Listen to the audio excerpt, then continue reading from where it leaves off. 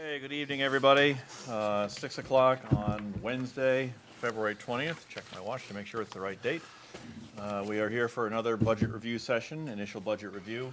On this evening's docket is the Opera House, Public Works, cemeteries, parks, and recreation and sanitation. So those are the budgets that we'll be going over this evening. Before we start, a few things. Rick and Megan and I met briefly this morning to talk about some of the requests that were made last night, among other things. And Megan suggested that as part of our review, we should look at town revenue streams and think about ways to increase that. And I think she talked with Doug about that a little bit last night. We had a short discussion about that, and it may not be something that we can accomplish for this budget, but certainly going forward for budgets, we do need to think about possible other ways to bring in some revenue streams. Some of the things we talked about this morning were the Opera House and fire burn permits, things like that. So just for the board, keep that in the back of your mind. Last night, we talked about the 3% wage increase that was happening pretty much across the board for town employees, and we had noted going through the budget that some were 3.1, 3.2, as much as 3.5, and Megan explained to me this morning that that came about because when she calculated the 3%, she then rounded the number up to the nearest 100. It rounds up or down. It rounds it up automatically, right? Up to the nearest 100. So that's why those numbers are that way. We can go back and go to the 3% exactly, but Megan let me know that it would be extremely time-consuming this year because right now, although the benefit calculations are done based on the wages, the spreadsheet document does not yet allow that to be an easy fix, so it would require a lot of time-consuming calculation for her. So she just wanted us to know that and make sure that we are aware of that before we go forward with that. Yeah. Just for clarity, when the pay increases are calculated, they'll be based on the 3.0%. So I'm just checking for Yeah. understanding. Right. So nobody's gonna get paid any different, although the budget may reflect Right. 3.1 or 2.9. You do your math, for the annual, it'll be 3.00%, Right. correct? Yes. Okay. The other thing we talked about last night was at some point in the process, we're going to have to look at all the items that Rick cut out of the budget to meet the LD1 guidelines, and we're probably going to look at those in a total package at one point. And it was brought up last night that we also would like to look at some of the discretionary items that Rick didn't cut, just to see if the board's priorities are a little bit different. For example, last night we talked about fire alarm systems, and the board may decide that fire alarm systems are more important than something that Rick left into the budget. And so to find those discretionary spending items, to have Megan and Rick come up with a list of those. We talked this morning, we probably should come up with some guidelines on that so that we don't have them spend a lot of time and then come back with a whole bunch of $100 line items that aren't going to make that much difference in anything anyway. My initial suggestion, and I'll float this to the board for their comment, would be to take a look at the section in the front of the budget book where all the lines are drawn together, for example, all the supply lines are summed across all departments or something, and then take a look at that and decide, we want to take a closer look at anything that's over a certain amount so that we don't spend a lot of time arguing back and forth about small amounts. Some of the things would be, we could limit the categories if we like. Yeah, just for clarity, what I was looking for is some of the capital type improvements and the project type work that's left in the budget, Okay. as opposed to nitty-gritty details. About $1,000 was added here for supplies. Right. I'm not worried about that. I It's agree just with that. The project, the capital work, the discretionary type. Okay. Yeah, that should make it easier, because, quite honestly, the manager and the staff have done a pretty good job with everything else through this budget. The little things we can hit as we go through the department. I don't know that we necessarily want to have a lot of time spent on developing a special sheet for that. Mark, did you have something? No, I was gonna say, you just touched on it. Okay. Let me get my mic over here. I wouldn't think the list would be any longer than 20 items. No, I don't think so, based on that guideline. Right. When I first started looking at it, things that are discretionary, like training and education and overtime, and I'm like, if I do this, I'm just going to be recreating the budget pretty much. So Well, we were just looking for more guidelines. And I think on there are what some we're looking things, for. if we look at them, I think we may be able to reshape them based on the numbers we have, and we try to get the most current. Well, and I can to get remember- us some money that will help pay for other things before we, And I recall a few years ago, we got to the very end and we were still higher than we wanted to be, and somebody made the suggestion, I don't remember who it was, but said, okay, 1% across the board everywhere, and that Brandon. solved our number problem, and without really inflicting a lot of pain on the various departments. well, I think one of the things that Megan or somebody brought up in the last year is the difference between a 2% and a 3% raise is only like Yeah, it's not- $26,000 It's or not that whatever much it money. was. And that, we decided that in our preliminary Less meeting. than 10. So, just maybe if this would clear it up a little bit, you have bare bones operating cost. That's your base. What I'm looking for, and I think what we agreed to, is the stuff on top of that. I can pull that stuff. Yeah, up. that, It's thank not gonna you. be a long list. No. And it, in case I missed it, or I may have overlooked it, is there UFB considered in what's being presented now to? No. No. So and that's- we still have an opportunity. Well, and one of the things we talked about this morning, when we get together again after tomorrow, and we'll get to, and I'll talk about the schedule for that in a minute, we're gonna be looking really at a few big pot things. One is gonna be use of the UFB, and Rick and Megan are gonna get us their recommendation as well as a range of what we can use and still meet the goal of building the UFB toward what the auditor wants us to have, so we'll have that number. We're gonna look, as we talked last night, at the reserve accounts in total, because Rick cut all the reserve accounts out of the budget. And we know from comments last night from several of us that that's not gonna stay that way. We're gonna have to fund some of those reserve accounts, but we can prioritize that, look at that all at once. We'll look at the items that Rick cut all at once and prioritize those and see where we are. And we'll look at revenues as well. Where can we improve revenues? And so those are gonna, we'll go through the individual departments as well, but I think those big discussions will help guide us So- and get us to where we need to And the be. list of what's still in there. Right, yeah. So I'm gonna sorry, Mark. No, I'm go ahead. I'm in the process of creating like 7 or 8 different pages that highlights the things that you're looking for. So a different one for reserves, a different one for LD1 cuts. And my hope, I got most of it done today. My hope is to have those done and give it to everybody tomorrow so that you have time to digest it Really? You're gonna be able to before get you that off? start doing your budget. You know, so what, and what I think I hear you saying, Ken, was, we'll have what our UFB was last year, what it is currently with the money in it from the end of 2018, and then what a suggested number of reduction would be, in their opinion, acceptable. Right.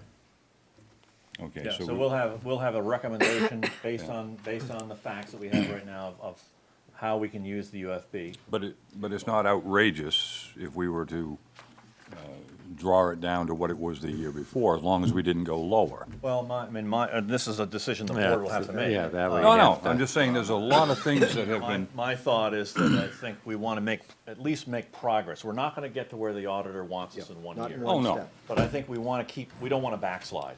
well, That's my thought, but and- that's a discussion we'll have to have at a and later time. we don't want to continue to put off the things that have been, Right. you know. These are the choices we have to make. Now, on this, yeah, On that, could you just refresh my memory, the budget committee's role in the UFB conversation? Do we provide a recommendation on what we think is an appropriate drawdown? I'm just trying to get my head straight, and also if we are providing, I know that we provide recommendations on where to spend our money. Do we provide a recommendation on how to pay for it? And if so, do any of the newer budget committee members fully understand what the UFB is, and do we provide a recommendation on that? you certainly can. I mean, basically, the budget committee is free to weigh in on anything in the budget. And the way the process has generally worked in the past, and let me draw your attention to this schedule. Everybody has it in their book. It's, like this, and we're right now in the middle of this on the budget review meetings on the 19th, 20th, and 21st. This is the 20th. There is a date held next Tuesday on the 26th, and that was for a situation if we had to miss one of these meetings because of weather, and it doesn't look like we will. So we will not need that meeting for further budget review. We should complete the initial budget review this week. The schedule has us on Monday, March 4th, a select board budget workshop, and that's the horse trading workshop. That's where we get the data that I've talked about from Rick and Megan, and where the board really has to get down to nitty-gritty and talk about it. Currently on the schedule, it says the consensus votes are occurring on March 4th, but those are not going to occur on March 4th, they're going to occur on March 5th. And we're separating that into 2 nights, mostly to accommodate board members' work schedules. Last few years we've done this, we've started that workshop at 3 o'clock in the afternoon, and then gone till 7 or 7:30, and then got everything hashed out, and then convened a meeting and had the budget votes at that point. In fact, last year, I don't think we got to our meeting until 9 o'clock at was night. late. It was a long It'll be situation. better this year. But this year, the suggestion is, and I think it's a good one, to do the negotiation, horse trading, what you will, on one night, and then to take the consensus votes the next night. That will give the board time to think about any last-minute things that we might want to contribute, and also will give Rick and Megan time to make sure that we have the numbers right before we vote on them. Because prior to that, Megan would have to sit here, and, everybody else would take a break and go to the bathroom, and she's going crazy on her machine trying to make sure we get the numbers right before we vote on them.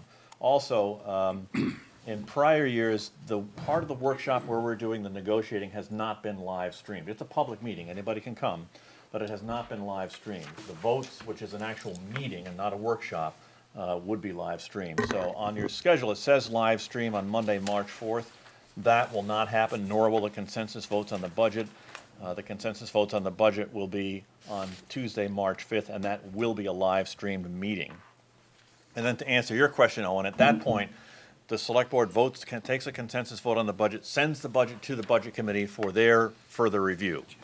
Now, by the charter, at that point, the select board can make its recommendations, go to the warrant, the budget committee can make their recommendations, go to the warrant, but in practice, what we've done over the last few years is the budget committee has sent a message back to the select board saying, we voted and we would like to have budget line item, whatever it is, changed. Maybe let's just take the fire alarm system. Maybe the select board says we can't afford the fire alarm system next year, and the budget committee comes back and says, we really think the fire alarm system is important, so our recommendation is gonna be that you include that. And then the select board typically will consider the budget committee recommendations and make some alterations if needed to the warrant articles. So that's the way the process works. And since the time that I've been on the board, typically the budget committee recommendations are given pretty serious consideration by the select board, and I think most of the time they are accepted and brought into the budget. So does anybody have any questions about the process at this point? Okay. The other thing we had talked about this morning is maybe the select board starting their review workshop on the 26th. Did you still wanna? Yeah, I mentioned that 26th date. We could, the select board could use that if we wanted to start our review instead of trying to do it all in one night on March 4th.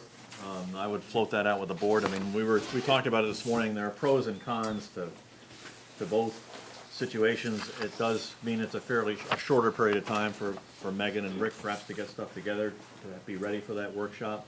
But it would let us get a little bit of a head start, although quite honestly, I think my experience in the past has been that if you allow more hours for consideration of the budget, we'll fill them all up. And I think if we're under the gun a little bit, we work a little bit more efficiently. So if the board, my recommendation would be that we skip the 26th, but if the rest of the board wants to do it, I'm perfectly happy to do that.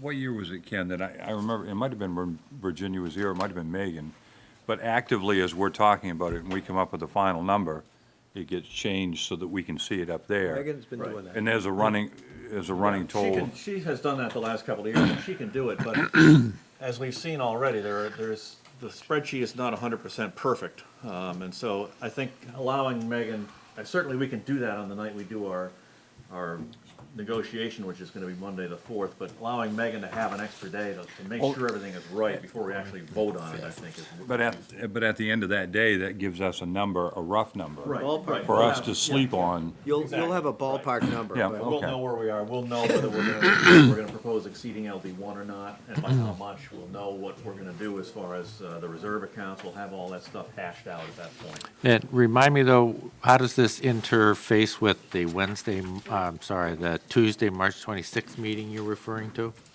Was I referring, no, I was talking about the February 26th meeting.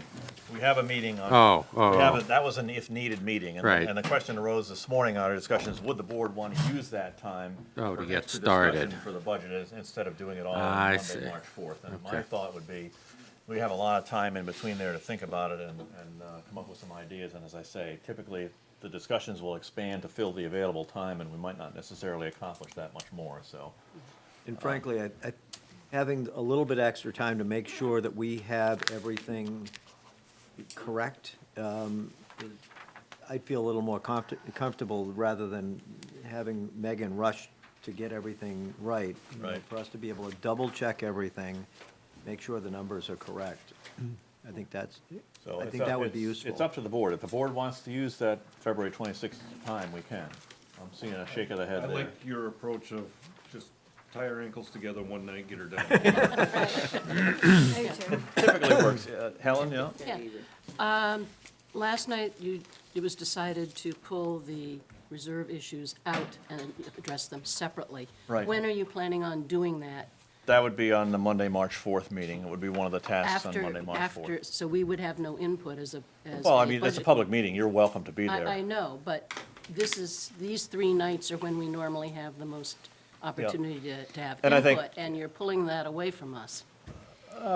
To a certain extent, but I think, I mean, you were free with the comments last night about, you thought certain things could go back in, and I think we'll hear that again as we go through it tonight. I just didn't want, I think that it's gonna be helpful for us to hear those comments as we go through, but also then to consider them in total. I mean, I've already, based on last night's discussion, I'm starting to order those things myself, and I'm sure you guys are too. And again, you'll have your chance as the budget committee to weigh in and come back to us and say, we think that this reserve should be funded over this one, or something like that. Well, I'm just thinking maybe we want to do all the reserves on the February 26th meeting. Well, the problem with it is it's so entwined with everything else, with the revenues and all that sort of thing. So I think we can continue to make comments this evening on, and tomorrow evening too, for that matter, on these reserves as we go through.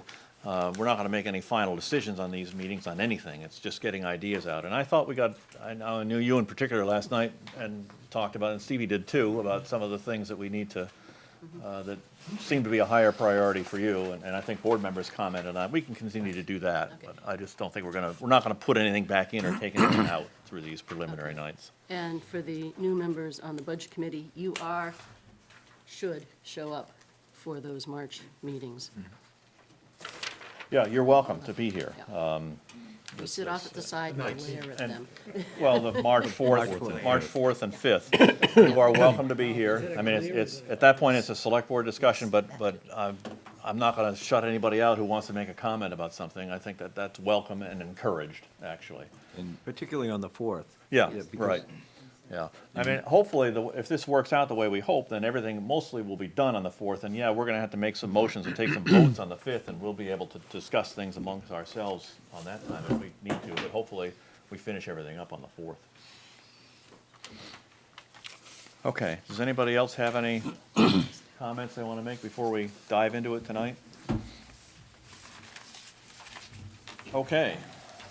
Well, our first budget for the night. Yeah, I mean, if we're ready, I mean, one of the things that Megan and I have talked about is, our plan is to come back and give you an amount of money a range of available UFB that we think safely we can use.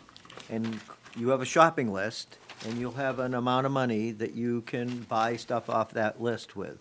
And, it's not gonna, I don't have any illusion that we're gonna be able to say there's enough money to put all that stuff back. There's enough money to put some of that stuff back. And we have to do that work. And frankly, for us, from one budget meeting to the next budget meeting to the next budget meeting, we have no time to figure this stuff out. But the goal is to get a range, and then you'll have X number of $100,000, and that'll pay for these things, and you can pull those right out right away. And there'll be a range of stuff that it's not gonna reach. And then you're gonna have to start deciding, okay, how important are these things for us? Do we wanna take something else out of the budget? Do we wanna do this? Do we wanna do that? Or do we wanna go over LD1? Those are all conversations, but we're trying to target it in so that you can get to the bigger decisions you have, because you have some tough decisions to make. Ken, can I ask if it's totally outrageous? Because in listening to Rick, it sounds like just the things that aren't in this budget will be considered to use a UFB for. Is it outrageous for us to ask for some of the capital improvement projects that have been put off for years to be included in that decision-making. If we had a surplus of a ton Certainly, I of mean- surplus of Well, UFB, We can see where the money falls, and yeah, we can consider that. Well, I mean, every year we keep putting it off, and it just keeps getting a bigger price tag. Yeah. I mean, we have made some progress on it. although but we can't- there's not enough money in the UFB. I don't know what the number is gonna come out to, but there's not enough money in the UFB to cover the things that we have, that we know are on our plate to get done next year. But the answer to your question, Mark, is if we decide that we would rather, if they give us a UFB number, if we decide we would rather use that to fund a capital project that we haven't talked about in the budget process, as opposed to adding back in some of the things that Rick cut, we can do that. Yeah, we can The do it. board can discuss that and do it. Well, I mean, But you're gonna I be mean, taking we all, something else off. Right, yeah, that's the decision we have to make, so we can certainly, we can consider well, I mean, that. I can think off the top of my head, the $100,000 for Walker seawall, the $162,000 for Abby's Wharf. Put it on the list. $172 for the Put it lime on the kilns. list. But I mean, it's stuff that is on our list. That's the stuff that we need to be Well, thinking the about. board has to prioritize that along with the other items that we're gonna be dealing with, so this certainly can be part of the conversation. Rick, Ken, could I ask, Rick, will you guys have a printed, that list, will that be printed Yes, out? oh, yeah. For everybody? Yeah, their plan is to have a bunch of material to give us, all of us, tomorrow night. Oh, tomorrow night, okay. I'm a little surprised that we can do it for tomorrow, you really? Yeah, I was I gonna got a do- lot of it done today. On top Thanks. of making dinner. Yeah. So, Yeah, thank you again to Megan for the dinner tonight. I don't know how she does everything like All my that. help. I don't know how she Well, does doing it, all the so. work. But Okay, that- so Opera House, page 232 is where we'll begin. So this budget shows is a $19,700 reduction over last year's budget and a $65,000 decrease under what the department had requested. Most of these cuts came in the capital lines of building improvements, fire alarm and security upgrades. That number, we plugged in a number, we talked about this at some point. The number is $35,000. We plugged in a number of $35,000 at that time, not knowing what the total is. Do we know what the total is really for the fire alarm upgrades? 25,000. It's really, when the quote came in, it came in at 25,000, so it's actually not 35, it's 25. Audio video equipment, there was $1,500 in there. I knocked $1,500 off of there, and the Opera House Building Reserve, and that's for the air conditioning unit, that's estimated at about $150,000 to replace that unit. The $25,000 is to go into that reserve. Do we know how much is in that reserve, ballpark? We have the numbers. But, when that air conditioning unit goes, it will go. It won't be, it'll just suddenly, we won't have AC. And that building will get, this building will get very warm very fast. So that got, that was one of the things. I mean, basically, all of the capital items got pulled out in order to make this work. Opera House Reserve has 92,000. Yeah, so 93. there was 93,000 in there. This was another 25 going in. I think that was the number. Yeah, another 25 going in. Rick? How much is the unit? I think it's around 150. Between 125 and 150. 150. Okay, that's what I thought. Have to do They're some close. building Yep. work. Yeah. Question, Mr. Chair? Yeah. All right, so, excuse me, on the building improvements for 14,000, what's not gonna be done? Drew, what, Well, we had that money in there for improvements to the balcony and also exterior lighting, which I think was just a small portion of that. Did the curtains ever get fixed the other year? Yes. yes, yep, the Stage, curtains and okay. the ropes and all We that stuff. included those in Yeah. our retired budget. Yeah. All right, That's so, good. mostly it's, sorry, just a clarifying question, it's mostly balcony repair type activity? Mostly balcony repair. I'm not sure if there's anything I'm forgetting. What do we need? Repairs is the most significant. There's a lot needs to be done there. Are any of those safety related? That's what I was gonna ask. What are, what's the nature of it? Do you have handrail issues and things? Yes, right now we do. There's some rail issues that are gonna have to be taken care of immediately. Yeah, So that's those not, will- yeah. Yeah, those those have come about. We're gonna try to get those. That's gonna be done before this budget year? All right, Yes. all right. Okay. Yeah. But are there safety issues that were taken Yeah. out, though, that, in that balcony that we were And talking the only about? other thing would be potential trip hazards with the reconfiguration of the seating up there.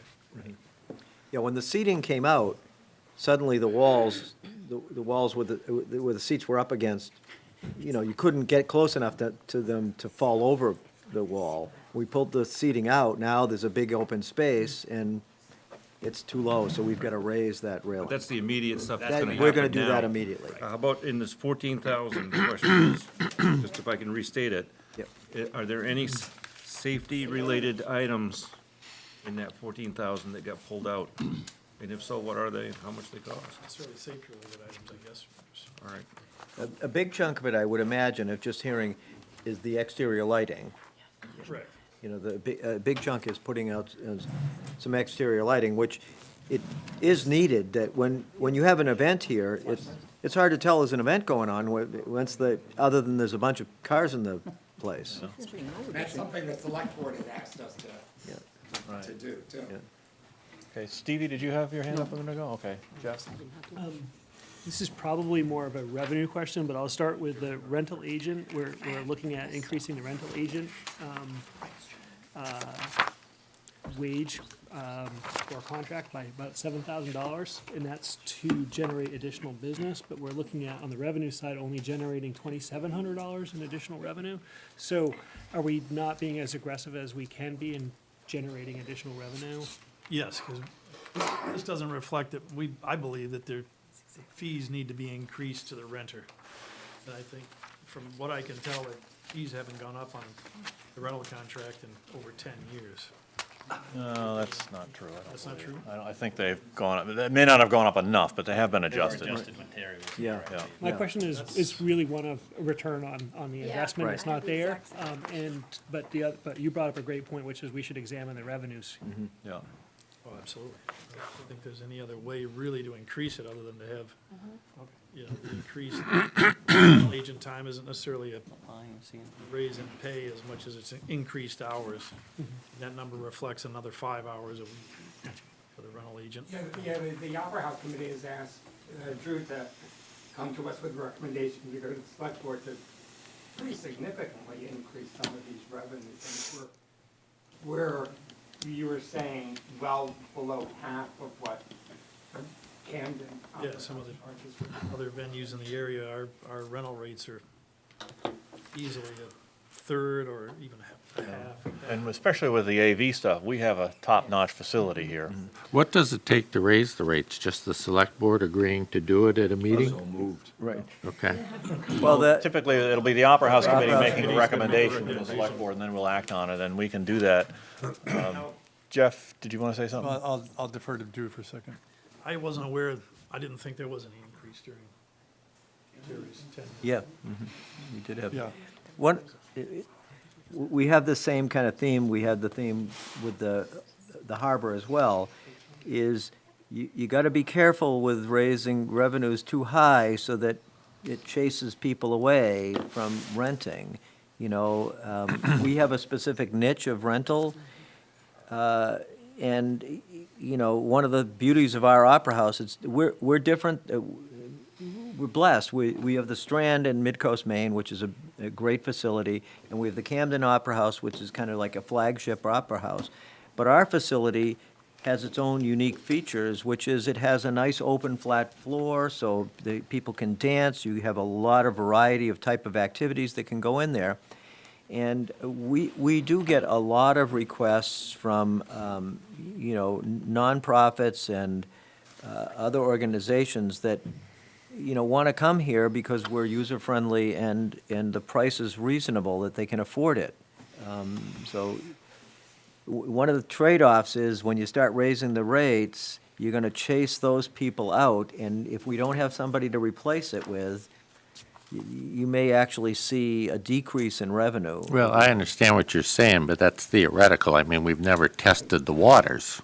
Yeah, no, we You're haven't. right. At some point, market forces come into play, but we have no idea what, Right. you know, what it would take to start to see a decrease in the rental fees. Jeff? Increase revenue. Right. Yep. Revenue. Well, in fact, we do. There's a couple of organizations, two of which used to annually come to the select board to say, can we use the Opera House for nothing? And when the select board got to a point where they said, that's enough, they've found other places to be. So there are organizations that are so strapped for cash, same way that perhaps we are, that they have made in the recent past movements to other places, or they've just Yeah, but if they're changed the entire getting it design. for free, Well, that's, you know, that's, I mean, okay. Yeah, but do we have any idea of what the split is between like for-profit organizations that use the Opera House versus not-for-profits or Definitely have a fundraisers lot, the percentage is much higher of the nonprofits that use of the it. nonprofits? So, that, you know, And is their usage fee the same, or is it a discounted rate? it's a discounted rate. It's There are rates half. for nonprofits, there are rates for Rockport residents, Rockport-based nonprofits, and there's the ability for organizations to come to the select board and ask for special dispensation, and there are some organizations that have done that over the years. And since I've been on the board, I don't recall that we've ever given it away for free, except maybe for once, but we have given some breaks on the rates. I don't It's want about to, half, though. I don't want to belabor my point, but I do want to make sure I'm clear. I wasn't asking for us to raise our rates, although that might be an opportunity. What I'm saying is if we're actually talking about adding 5 hours a week of more rental agent time, then I would expect that we would also see additional bookings Yeah, it that makes will sense. increase revenues. And so I just challenged the number of the revenues, that's all. In fact, where did you get that number that you saw? Because actually, I saw the same thing, but my number of the revenue, the increased revenue was smaller than yours, so could you tell me? Actually, you're right, I was looking at the year-to-date. I So, thought yeah, it was you're like right. an increase in $320 Yeah, it's a in very small revenue. increase. And you were spending, what, 7,000 more in rental agent rates? you're I'm close. just going from memory from a couple Yeah. days ago because I can't read all my No, squigglies it's here. close to 3,000, the revenue that's on page 233. But it's still half of what we're talking about, less than half. But of that's what the we're talking increase, That's the budgeted amount. but that's the budgeted amount. The actuals are lower. Yeah, yeah. Well, the year-to-date numbers are lower, but yeah, the budget increase in revenue is about Okay. 3,000, a Last little year's- less than 3,000. This year's budget versus next Right. year's budget is about less than Right. 3. And some of it, and this is what we'll have to decide, sometimes you have to make an investment in doing the marketing and things like that, and then you're gonna reap benefits in later years. That may be Okay. the situation or not. I just, and so we're talking about the 1055, right? Line R 1055. The 1055 is a pass-through. You'll see that number is exactly the same as 2205 over on the expense side. Those I are the- see. Those Okay, are the so I was fees looking at that the wrong- if a wrong group line. comes in and has to use has to have the manager here as part Gotcha. of their rental, they pay the cost for So that. so you're looking at the 1052 line when you're saying 3,000. Right. Correct. Hence, And that's that's an why area- my 320, I was looking at the wrong line. That's an area we have to do a better job at, as Drew was saying, that when we're billing for the house manager time, that, you know, the renter pays for what the house manager's time for the event. Say it's a 3-hour event, they pay for 3 hours. Well, we have a half an hour, we're here before, and a half an hour afterwards. And so we've got to make sure that we're collecting for that on top of it. And then also, say the renter goes over the half hour at the other end, and say they're here, it takes them an hour and a half to clean up and get out of here. They should be paying for that extra time. So we should have, you know, a deposit that we can tap into and say, okay, now, the house manager, because it took you your band an hour and a half to load out of here, that you gotta pay that difference. Right. Currently, we're not doing that, and we should. Well, I do recall that the fees came before the select board within the past year, and I remember we sent them back to the Opera House Committee to adjust those rental agent costs, because the cost was billed at just the hourly rate of the house manager, and there's there are other benefits that go into that. So we adjusted that up to cover for that, so. Right. They need to be adjusted again, because they need to be adjusted on an annual basis as the employee Right, earns Goes up. more money. yeah. Ken, Yep. is there, in terms of your question about the percentage of increase in the hours to 5 hours, and I don't know if it's a percentage figure, but what percentage of the available time that the Opera House has for rental is used? Does that make sense, what I'm asking? In other words, are we gonna get a 5%, is it possible to get a 5% increase in usage with a 5% increase, or 5-hour increase? Do you see? I believe it is. Yeah. So I mean, there's a lot of empty There's definitely empty additional slots, right? dates on the calendar that So, could be filled. Ken, is there an opportunity between now and May for that work to be done and brought to us? I would say May, because June, it'll be another person new on the board, and in May, we can give the yay or nay to the new fees. and Well, I then guess I would July- ask where the Opera House Committee is on that task. Is the Opera House Committee We looking? expect to be reviewing it at our next meeting in March. so- Okay, so we'll have it for our Sooner the review. better, I guess, as far as. So I guess the question that I might ask Drew is, on that R 105-2 line, the Opera House rentals line, 19,000, is that a fair estimate? Are we, are we okay with that? Or would you anticipate with extra time for yourself that you would be able to help push that number up? Well, I'd hope to be able to push that number up. Again, it was sort of projected based on, this year's number of rentals and Right, sort of a hopeful yeah. going forward. I mean, we tend to try to be a little conservative when we estimate revenues. If you had answered and said, oh, yeah, I definitely think I can bump that up by 5,000, then I might have said, okay, let's bump it up by 2,000 in the budget or something like that. But from your answer, I'm not feeling that we can bump that up at all right now. I'm looking at the 11/8 of actual revenue year to date, and I'm saying, all right, how busy are we in January, February, March for rentals? And, Yeah. I mean, and Drew, do you expect the second half of the year rental income to be equivalent to the first half of the year? No, the second half's always a busier time of year, but I do think we Alright, can so- easily reach the 16. Second half of the budgeted fiscal year? From now until the end of June. Is that, The second half is not as busy, I think, is what you Oh, meant to right, say. correct. Okay. Yes, right, the first half of the fiscal so year is we're a gonna busier be, time of year. we're gonna be pushing to get the 20 grand. So is the number there 19, is that what a reflected increase might be if and when we get those numbers? Yes, I mean, you're looking at 1920. I guess I was thinking that So that wouldn't be a change then, much. being able to cover the other 4,000 to meet that 1819. If we're looking at next year, yeah, we should be able to increase So it those. sounds to me like it's not worth quibbling over the 19,000 number at this point. Just Jeff, you have- out of curiosity, does anyone remember why we had the big bump I in was just saying, fiscal year yeah. 16, 17? Jeff, do you Was remember? there I do anything not. special happen in that Yeah, year? I don't remember. No, I don't. Do we have any weddings or anything like that, or? 17, 18? No? Was that I part of the think problem? the committee said something about the I Camden think conference, Sandy thought it might have been something to do with Camden that Conference. they used the Opera House Could that be. year, but they haven't used it since or something.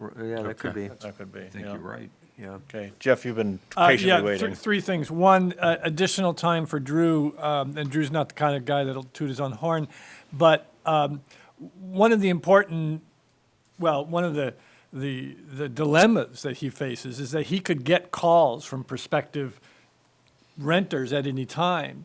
If he doesn't have the flexibility to go on the clock and decides that he can't answer that phone, that call goes to voicemail, might be 3 days until he gets back. That's just bad form.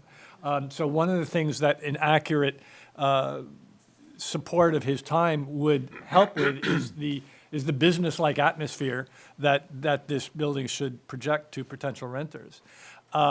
Second and thirdly, two budget items. I regret to inform this august body that line 3025, I told Rick and Drew, but I forgot to get it to Megan, that the live stream is discontinuing the plan that we broadcast under, and that goes up to 900. We're automatically bumped up to another tier. There are some small benefits to that. I am looking into seeing whether I can go to the enterprise, and then have several surrounding towns join in on that. So there is a possibility to knock that back down. But that ought to, and realistically is going up to $900 as of April as our annual re-upping. The other thing that we haven't talked about, it doesn't seem like a lot, 7304, cutting the audiovisual from 3,000 to 1,500. There are some plans that we've designed to increase the capabilities of the system, and one of them is to just pop these heads and go up to permanent mounts that we have up in the Opera House, which is something that we do for the annual meeting, but we bring all the rest of this stuff up. We have in the plan, and we want to make sure we can cover it, wiring so someone can sit down here in their loneliness, but switch all the cameras upstairs.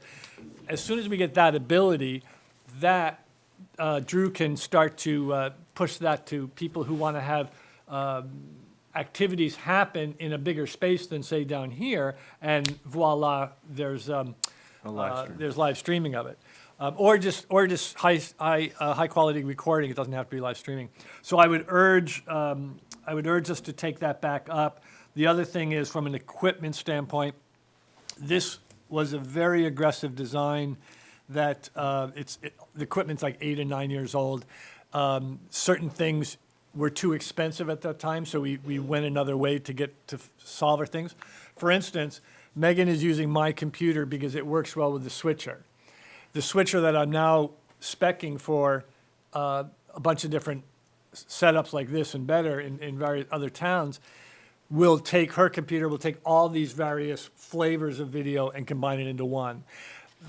If we made it through the year next year without anything going down, I would use that money, I would suggest that we use that money to get that a switcher that's much more capable than this is.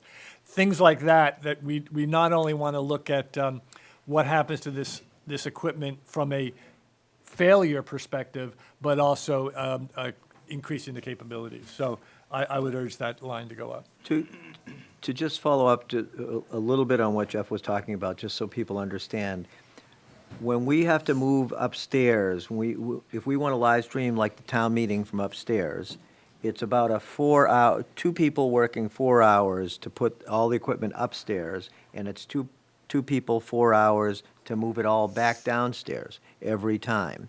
And then on top of that, it's all the potential damage that happens to that equipment moving it around too much. It's not made to get moved around like that.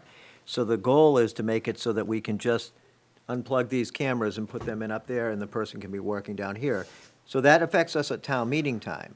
But then also, for anybody that wants to use the stuff upstairs and wants to be able to broadcast it to remote other locations, I mean, we have top shelf equipment here and top shelf capabilities. So somebody could be holding a conference here, and people can be sitting in Thailand and watch the conference going on here. But the thing is that the cost of moving all that equipment back and forth and the potential damage makes it so that it's not worthwhile for them to pay for all of that all that moving around. So it would make this facility much more versatile. Quick question on that then. You said that we, at one point, did have Camden Conference use this facility. Would having this extra equipment and abilities possibly bring that back? Jeff worked with Well, them we had Camden Con, we had the Tom and Max show here several years in a row, but that's an adjunct to Camden Conference. They didn't, that particular event that they have would not, they love the projector, they love the sound, and that's, as Rick says, we occupy a really wonderful place as being a small, flexible, high-quality opera house. We're not, we shouldn't be charging the same as Camden because we can't offer what they have, but we perhaps should be charging more than we do. But it would be a plus and would give us a better audience for bringing here. For instance, Island Institute has used this room early on because they do a lot of remote meetings and what have you. So they were presenting here, and then all the islands were listening in. That's one of the possibilities. Okay, so the investment would be well worth the return. I think so. And it's not that much. You could. Yeah. We're almost there anyway. Aren't we Yeah. we're pretty close to being able to be able to do that now? Go upstairs. Yeah, we are. It's just, if anything breaks, then we can't do that. But isn't that in that 3,000 that was knocked down to the 1,500? Isn't that where you said that was? Well, In the 7304? yeah, it all, that's the only budget we can pull from, so it all gets lumped together. So if we fund the 7304 at the 3,000 level, then that would allow us to do what you're suggesting, which is get the remote operation from down here of upstairs Correct. cameras. and stuff. Correct. Okay. Because you've That's done all right. some of the work already. Done some of the work already. How does the process of a rental actually work? If on a Monday, I picked up the phone and I called the Rockport Opera House, Right. okay, and so what hours are phone calls taken, and what's the method for getting back to people, and, Well, I usually have the phone sort of active on weekday mornings yeah, between, say, 9 and 2, Monday to Friday? usually Monday through Friday. Yeah. And then if you don't reach me at that point, I'll usually return the call as soon as I can, which sometimes is a couple of hours, and sometimes it's not till the next business day. Okay, but you're talking one business day, pretty Usually one much. business day. Okay. Can you tell us really briefly what the Opera House has in place for a ticket selling thing on the web, or if anything? Well, we were starting to look into that. There was I forgot what that system is called. Yeah, we don't have anything. I'm not sure that it's, until Drew or the town starts to produce their own shows, it's not as important as it is to accommodate Bay Chamber, for instance, who have secured computers, and what they want is the good internet, so that they can do their secure transfers. Well, Linda will tell you that I'm waiting until he's. taking in money adds several layers of safety attributes that you need to. Right. Well, the reason I ask is we were talking this morning about revenues, and if anybody's ever bought a ticket to an event someplace else, whether it's a sporting event or a concert or something like that, you got the price of the ticket, and then you got a convenience fee for every ticket, and then you got a delivery fee, and you got all these other fees, and it adds significantly to the cost to the consumer, but it doesn't necessarily dissuade the consumer from buying a ticket. And so I was wondering about that as a possible source of revenue. Maybe we don't have the volume yet to do that. Well, that would be germane to things that we produce, where we take the gamble of paying a band, for instance, to come in. Like say we owe them $3,500. Can we make the gate? We would then sell tickets, and we would look at Well, but we could also offer it as a Process like that. service to somebody coming in saying, look, we want to have our event here, and gee, if you guys had a ticket sale all set up, then we can put your event on there, and we'll sell the tickets, and then we provide them with the tickets, and then we keep the convenience fees and the things like that. And So like I say, Terry and I had started working on that, and the town has purchased a program called Civic Rec, which would allow us to do the online ticket sales and stuff. We just haven't, like you said, we haven't produced any of our own shows to utilize that, and we haven't had a need for it yet. But we do have the ability to be. I mean, we can't do it for this year, but it's just something to throw out there to think about as additional revenue generation sources. If we have the infrastructure to sell tickets, then an act coming in wanting to rent the Opera House might say, gee, that way I don't have to deal with selling any tickets. I can do it here, and we collect the convenience fees, and they get the revenue from the ticket sales.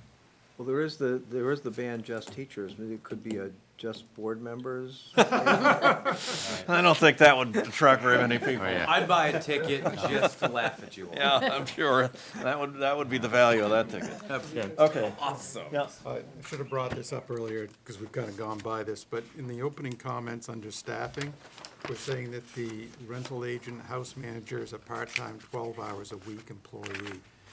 Is that an accurate number? Well, I would say no, but Well, because the math doesn't work, that's Yeah, why no. I'm saying that. Because at 12 hours a week, that figures out to almost $43 an hour. And I'm sure you do a great job, but I'd question $43 an hour.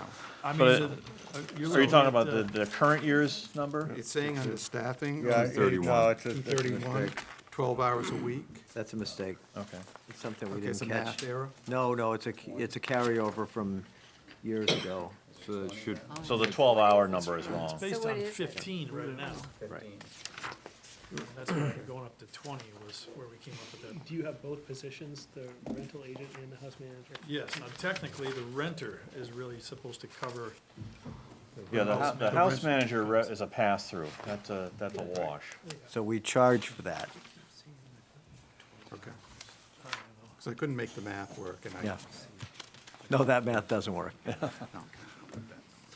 Okay. Anything else on the Opera House? I think we've had a good discussion, but. I had a quick question. No. Do we have an elevator? No, we have. We have a stair chair. Yeah, I was gonna say, Sometimes yes, sometimes. okay, so that, 4130 should say lift inspection or something. I presume there's some sort of mandated state inspection. anything. Annual inspection, which they just did, and then they also, there's another guy that comes out just for the certification, you know, the, Is that, but where does the certification of the lift that does lights, where does that fall? Or this same line? that's a good question. That's not the same thing as the elevator. The Genie lift, I guess, would be maintenance equipment, wouldn't it? Okay. Budget number. Okay. Anything else? I assume there's no endowment for the facility. No. Okay. Not yet. Any thought put into that? And some other communities, they can bring, you know what I mean, they have an endowment. The shows are subsidized. That's how the numbers work.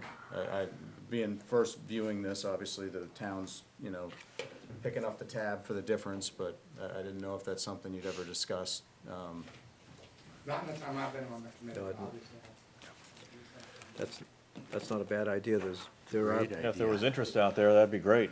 there are a lot I of mean, people. there are a lot of people who really love the Opera House. You need to ask and have a plan and Yeah. be surprised what happens. Yeah, that's, You've got- I hate to keep beating on the salary line, but I need to. So if we're going to $20 an hour, that works out to 25 3/4 hours per week. Am I about right on that? I don't know where you're getting the $20 an hour figure, Oh, but I thought you, Hours a week. 20 hours a week. Yep. So it's $25 an hour then? right. Okay. So that brings me to a question on line 2540, health insurance. It was left blank by the department head, but Rick's got it in at $10,100. oh, because the department head didn't put any numbers in here. So whenever the department head didn't put numbers in, Megan, I put them in, but Megan did them. So is it the town's policy that we provide health insurance for someone that's working part-time, only 20 hours a week? Yes. The town I'm getting covers, a no and a yes. But- the town because- covers 50% and the employee is responsible for the other 50% of single coverage. Okay. Thank you. And we budget for, we have to budget for it regardless if, either way. I mean, I don't even Is know. that 20 hours a week, you said, is the cutoff? or- If they or- work 20 hours or more a week, then we have to, per our personnel policy, we will cover 50% of single coverage of health insurance. That employee can opt not to take that if they so desire, but our auditor has told us, We have we to have budget. some employees we know are not taking the health coverage because they're covered by their spouse or something like that, but our auditor has told us we have to budget as though everybody takes the minimum coverage. That's because they could leave tomorrow and then. That's right, you can have somebody else come into that Replacement, yeah. position and then you'd have to offer an it if you don't unfunded have the money in the liability budget. that It's way. tough. And I'm not debating, I just didn't know what the policy was. So it's, if you work 20, the town will pay 50% Right. of, Single coverage. We Single won't coverage. pay 50% of family coverage. okay. I just wanted the clarification, thank you. Okay. Can I, and this hopefully is the last salary question. So this is an increase, it's a 3% increase plus additional hours or simply Correct. additional hours? A 3% plus additional. Compounded with additional hours, okay. Oh, and why did the sewer go up so much? 27%, the sewer usage fees? If it's yellow, let it mellow, folks.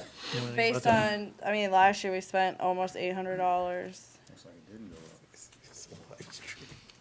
I mean, with increased use of the building, we're gonna have increased charges Okay. for sewer, water. The 3315 and then also 3320, I'm assuming the increase is likely because you got a cell phone stipend for your job? Yeah, but I actually brought that up earlier today, because I didn't realize, Well, some of that, is some of that a phone required for the alarm system or something? Some of it is for the fire alarm. The rest of it is he has a town issued cell phone because there's not somebody here in an office so many hours a day. So instead, he has a town issued cell phone instead of a landline phone, in which the calls for the Opera House goes to. So that pays for that, and then the landline here. It's one of those high-tech flip phone. it's wicked nice looking, 2003. Hey. Flip phone. Yep. So can I just circle back to where we are on the 7205 building improvements? Remember, it's a 25-year-old Opera House that needs a lot of 125. Yeah. Right now, it's showing 0 in the budget. Right, and that's one of the things that to meet LD1 was cut, along with many others through the budget, and we'll have to discuss when we go through that I'm not happy about it, but next, all the things that Rick cut were not things that he wanted to cut, but in order to meet the LD1 goal, there were a lot of painful cuts that had to be made.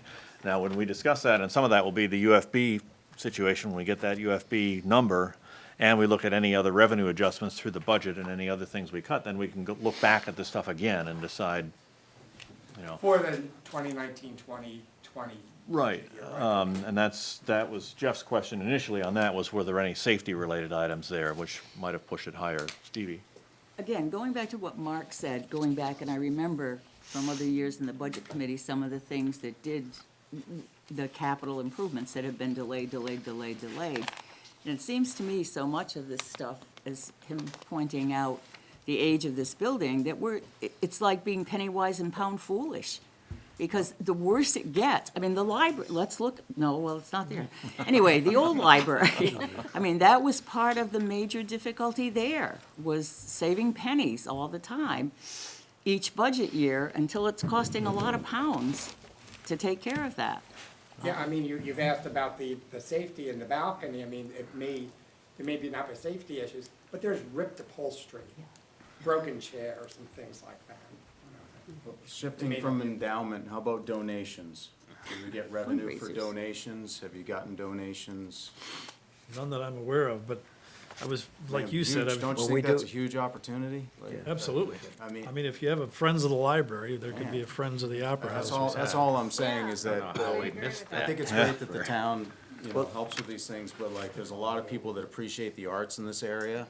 And there's a huge opportunity there where some of the things you're talking about, you could you could have $50,000 campaign for a couple of those items and you could do it in no time, if you do it right. Well, to be sure, just from a point of history, the Bay Chamber joined forces and they raised, 20 some odd years ago, they raised a huge amount of money to improve this. So there has been public-private partnerships in doing this. So there is a legacy of it. Yeah, but that should be ongoing, really, and I would ask the Opera House Committee to start to look into that very quickly. And you can do a GoFundMe page, just like they did for Andre and so forth. I mean, there's all kinds of opportunities like that. Okay, well, I think we've had a lot of discussion about this, and we need to move on, so. let's go where the money is. Next is the Public Works budget, which is gonna be page 202. And Mike is here, and we'll let So, Rick introduce this one. based on a $150,000 budget that we've just spent an hour talking about, are we gonna spend 2 hours on $1.5 million?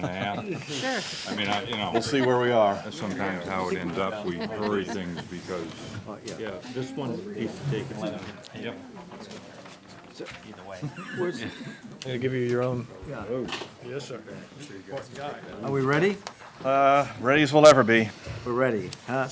This budget, the number that you see is down $186,000 over less than last year's budget, but it's actually a difference of $474,000 over what was requested by the department head.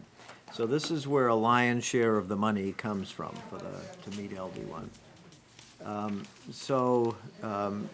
There's a lot in here. This is the biggest budget we have. As I've said for many years now, that why do you rob banks? Because that's where the money is. This is where the money lives. This is where, they took the lion's share of the cuts, and the biggest portion of the cuts are down here in the capital improvement stuff, capital items. $285,000 out of road reconstruction. One of the issues was the board had, in the previous year, had decided that we were not gonna do the library, the intersection and the parking for the library until this budget year. And so that's in this year's budget, and that is $370,000. There's an offsetting revenue. If you look down into the revenue page, you'll see an offsetting revenue of $110,000 from the state and an offsetting revenue of $40,000 from the TIF fund. So with that in there, there's $285,000 out of road reconstruction that came out of this budget, $75,000 out of Mount Pleasant Street, which was the plan to do some more work out up at Mount Pleasant. Salt shed repairs, I cut $40,000 out of there, $30,000 out of the exhaust system removal. That was where most of the budgets came. Roadway, the fog lines, they went, $7,675 and some other minor little cuts, but this budget took the lion's share of the hit.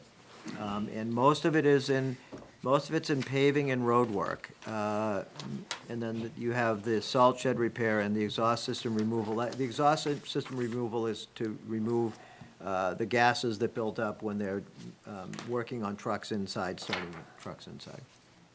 State reimbursement for $110,000, is that for roads in general, or the specific That's situation? specific to the intersection for the library. The DOT has been interested in improving that intersection for quite some time, and having the town willing to participate in it, there's a 50-50 match now. So there's a 50-50 match, and it would be for the intersection on Union, partway up Russell, in Central Street, where that all meets, and the sidewalks that are related to that, that's where that, there's a 50% match for So it's that. $220 to do that, It's we get $110 back, and the rest of it is all parking. Parking and Reconstruction of Lime Rock Street. Reconstruction of Lime Rock Street, of which we have 40,000 coming back from TIF funds. And for those who are not aware, this road in front of the Opera House and going around in front of the library, this is a state road. That's why the state can participate in that. It's the old Route 1 from years ago, and it has remained a state road, so the state is responsible. And that's why we can get the match here. We couldn't get that on just any old road in town. And they don't really like this intersection. Yeah, they don't. They're kind of. Jeff, so, a lot of numbers just came out, I couldn't write them down fast enough. For the intersection modifications alone, what is the total cost of that, 220?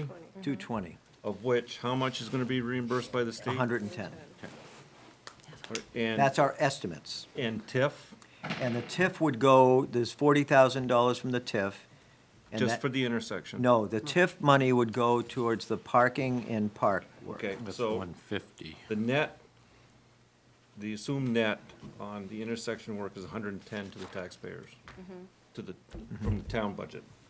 Of course, everybody has to remember that Yep. other 110 came from your state Right. taxes. Right. Okay. The parking on Lime Street, Lime Rock what do you, well, I'm sorry, on Lime Rock, what do you have in there for that total, what's that total project 20 cost? from, 150. 150 is? That makes the 370. Yeah, so 150 150 is library parking. library parking. And parts of, and Lime Rock Street reconstruction as well, away from the state. Because the state won't go all the way up Lime Rock Street, they have a line that they'll go to. Right, that's for parking and some of Lime Rock Street repair. But the net of that is 110. 150. But net is 110, That's because you take away the the She 40. said the Yeah. 40, the 40's coming out of the TIF on that. So the net cost of parking improvements and Lime Rock Street repairs is 110. Like the dollar store. 220. Yeah. What? The total net. Yeah, is yeah, two- yeah, Yeah. total. 110 net is plus 220. 110 Right, makes right, 220. right, yeah. Right. This, I'm separating parking from intersection work, Right. just mentally. The intersection work is 220, 110 of that is coming from the state. So the total impact to the town budget is 110 on that estimate. I understand the estimate on the, Yep. on the parking modifications on Lemrock Street. The total project cost for that is 150. Right, 150. And you're saying 40 can get pulled from TIF. Right. Netting out to 110 on the cost for the parking mods. I've got what I need. Yep. Why is the 40 from TIF, just from my understanding, is it for that specific project? Could it be pulled for anything else? Yeah, no, the TIF, one of the items that's listed in the TIF is improved parking. And so there's a list of projects that are acceptable for to use TIF funds from, the downtown TIF. And so improved parking is one of the items that it can be spent on. Have there been any other options for that intersection considered? Back when, in the original plan, there were several other options considered, and they were all ruled out By whom? by the steering committee, and ultimately it came before the board along, A long time ago. right.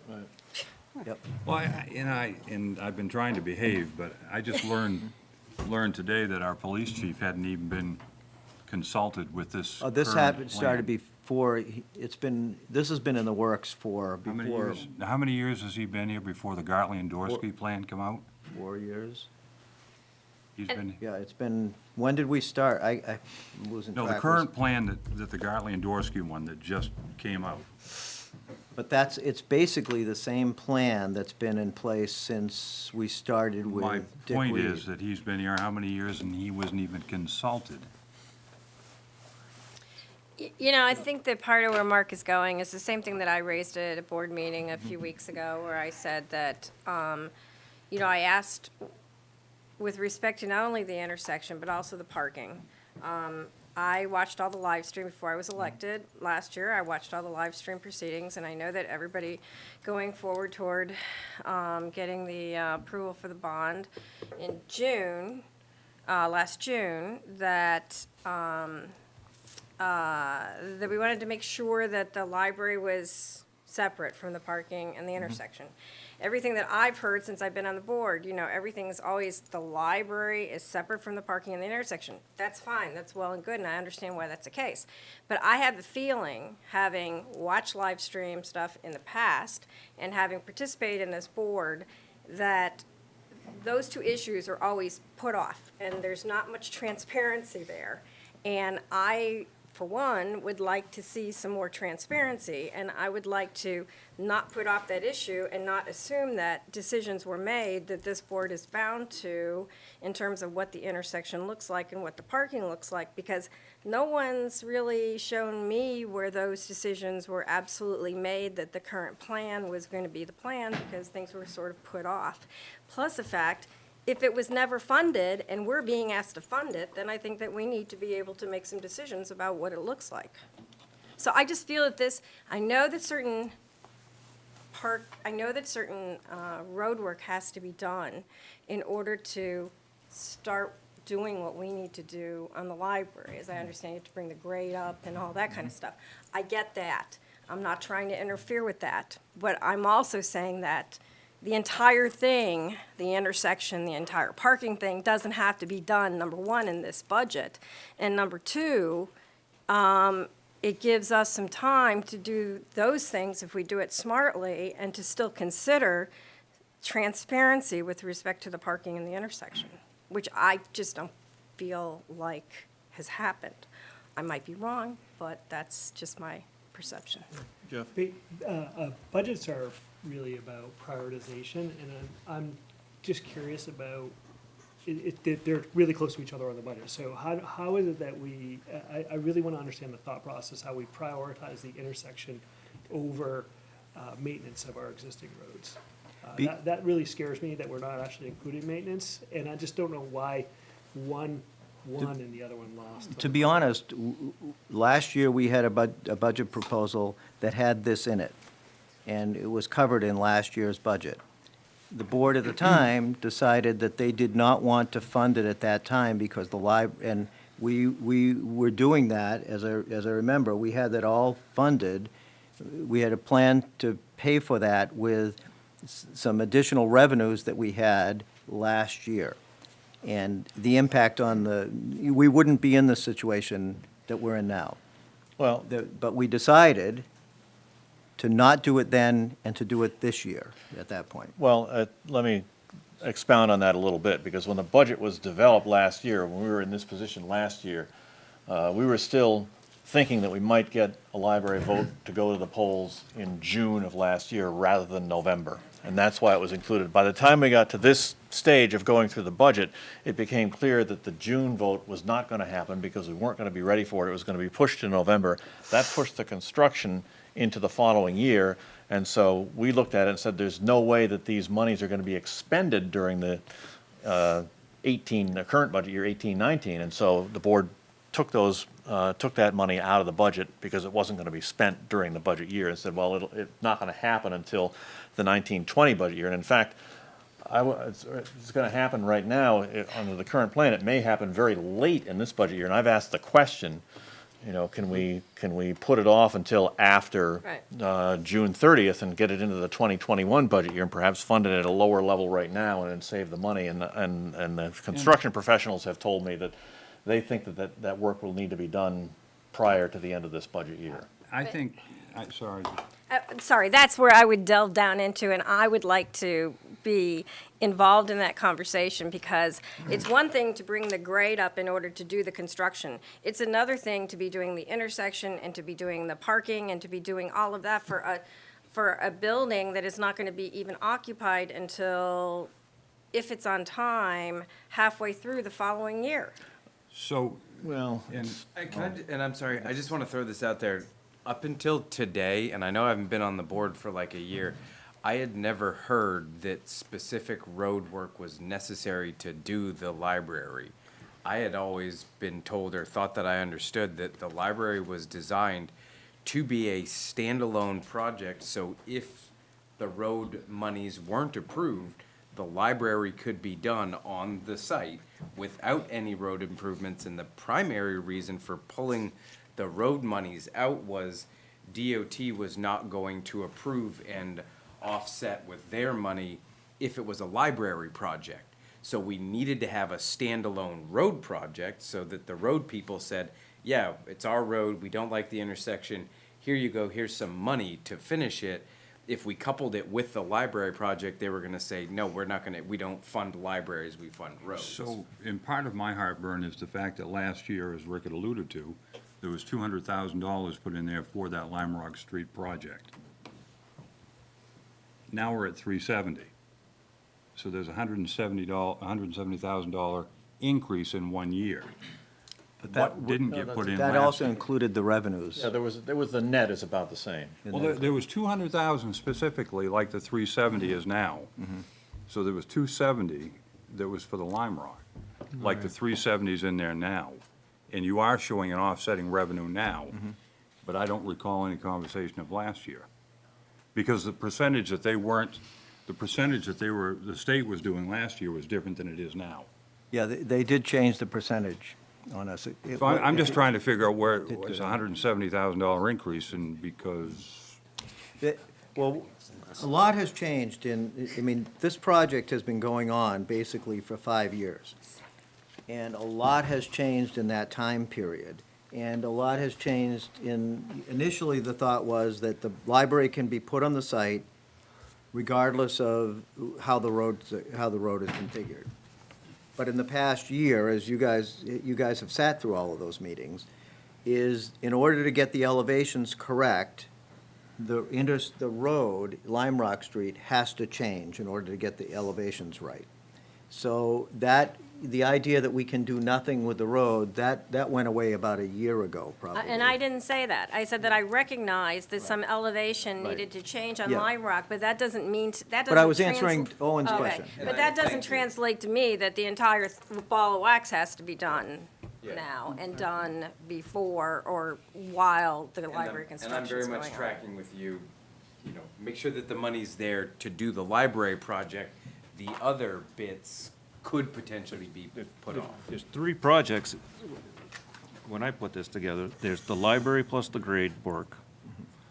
That's one project. The intersection is a separate project. The parking is a separate project. They're all getting bid out together as alternative bids, because the price will come down, because you're gonna have the same person, the same site work contractor. That could be an efficiency of bidding all 3 together. Right. But I'm saying, there's want and there's need. And, I might remodel my house and bid out 5 rooms for remodeling, but I might only do one of them.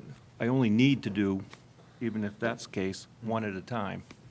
And I think somehow we've got to approach it in that fashion, because we may not be able to afford the whole package in one big deal. Well, and I think that the grade of the road has to change to accommodate the building, and I think that the placement of the road also does need to change right now because of issues having to do with the About 20 stream and things feet. like that. So And- placement of Lime Rock Street has to change based on the current library plan.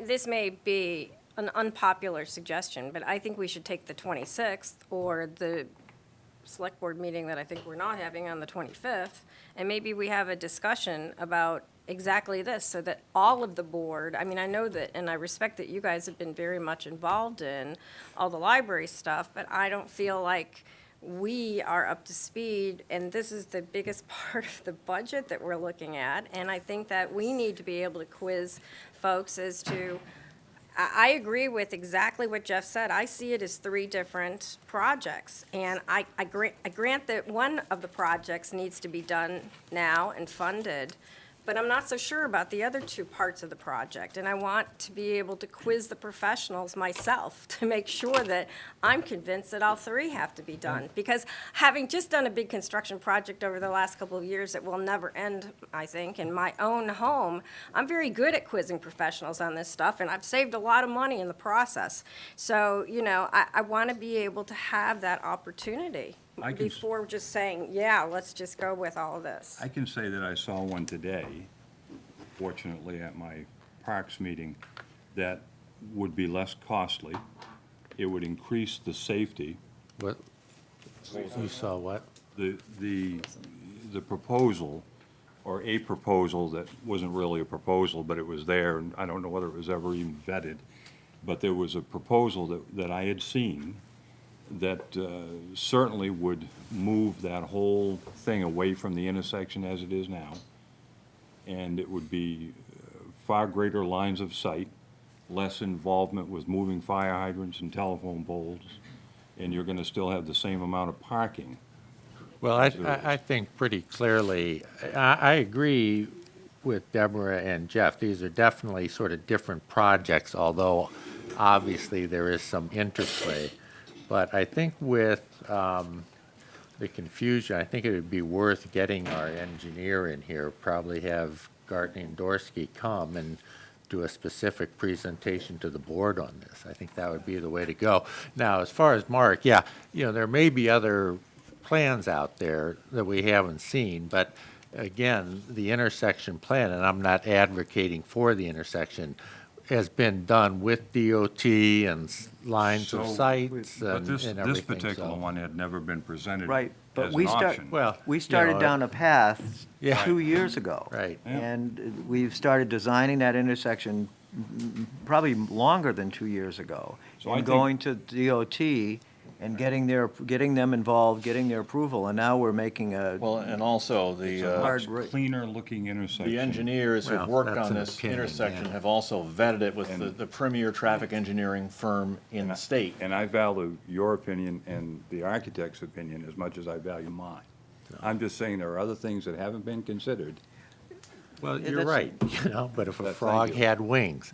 Let's get the Can't- engineer in here to Yeah, I'm explain. just gonna check with him. and Then the see- question he's is, in Florida. should it even be part of the budgeting process, or should it be a separate meeting? Because, I mean, we got a big chunk of money that we gotta buy onto and provide a recommendation for in terms of a budget. I mean, You know, this is netting out to $220,000 of cost as it's currently proposed to the town. For us to buy onto that, we've got to get a comfort level up as to it's the right answer, and it's the right answer at this time. And to that's a separate meeting to me than the budgeting, what we're currently doing now, and that's going through the budget details. Yeah, well, that's what I'm saying. I think we get the Ken? engineers in here with their drawings and Right. explain and on the what 20 needs to be done and what could be optional. Right, and on the 25th or 26th, if we could, because Yeah. we already had Yeah, dates we set could- aside we for could a do that. potential Well, I'm select not board sure. meeting. I We just have, reached out to Will. I think not I think he's out of town. out of town, but he may be back by then, I don't know. But you can, I know we did this with the library building committee at their first meeting. That meeting is available on live stream for those who would like to look at it, I've seen it. okay? But certainly I think we can have people in to answer questions. Stevie? I think one thing that's being forgotten here, and I'm probably not the best person to address this because after 10 years and, well, actually 20-some years of being involved with the library, I think you're forgetting that one of the difficult things of getting to the point of getting a bond passed last June because of parking issues. That was the key thing. And selling that bond to the people who wanted a space where parking would be very easy, and passing that bond issue was based on the fact that although these are separately funded, as you say, 3 separate different issues, part of selling that bond to the opponents of the current site was that the parking, the plan as presented and designed for right now was presented as part of the package deal. It's separate in terms of funding and budgeting, but it is not separate from the library. And the fact that maybe you only do 1 room out of 5 in a house reconstruction, but when you're building a public building with terrible parking issues, even with the new parking issues, I don't think you say, no, we can wait and do that at a different time. It should be separate. Well, I think- Stevie, I don't think it has to be funded before the building's even occupied. That's my point.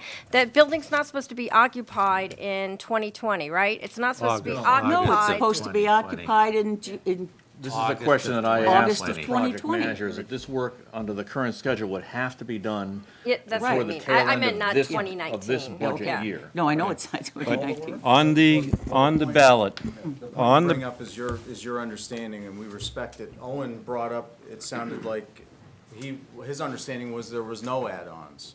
Oh, no, I back up Stevie completely in what she said, and I do not envy the emails you will get Yes, I don't if either. you choose to shirk the parking, and you do whatever you Guys, want. I'm just saying. let me say it was something right now. just- I am not trying to say I want to take any parking away, okay? I'm not trying to say I'm trying to reduce the parking in any way. I just want to make sure that we are doing it in the most cost-effective, logical, safe method. And if I'm asked as a select board member to vote on that and the expenditure of funds on that, I think that we need, since at least a couple of us, and soon to be the majority of this board, was not a part of that decision process. And that was never, I understand what you say, and I'm not trying to say take away parking spaces, but I don't feel that just because some folks, like the plan and exactly the way the parking was gonna be, that's just necessarily baked in stone. I just want to acknowledge the process. I just want to acknowledge the process of this conversation because while those that were really close to the library project saw this coming, and perhaps those that actually took the time to really sort of invest in watching the live stream maybe saw it coming, I don't know that everyone saw it coming, including a lot of the people that voted either for or against the library project. And so I think that this is a really big expense that perhaps many people saw coming, and it's frustrating to have this conversation again. But I think our community deserves the conversation and has a right to sort of understand.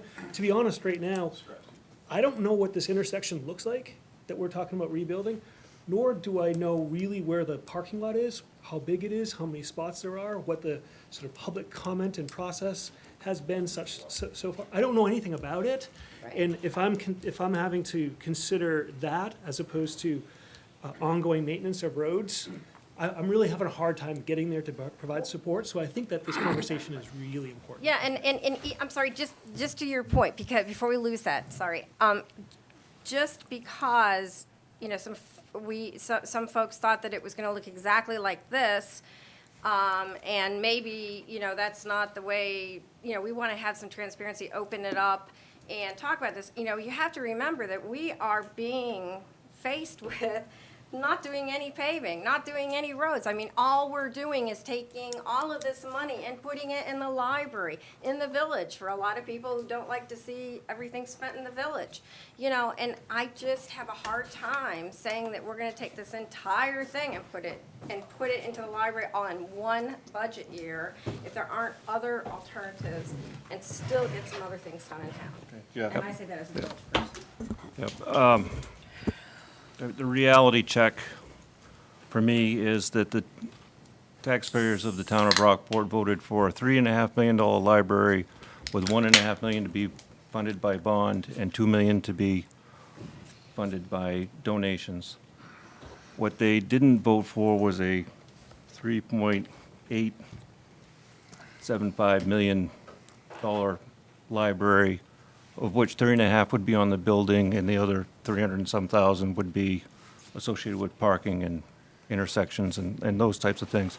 I mean, what was on the ballot was spelled out very clearly. I understand that for those people that have been involved with the library project for a long time, that stuff all kinds of starts to get blended together over the course of time, but, you know, at the risk of having both beer cans and roses thrown on my front lawn, we've got to consider the three as separate. Now, they may need to be justified and done at the same time. Maybe the scope is different, but the voters voted for a library. The beer can's full. Helen?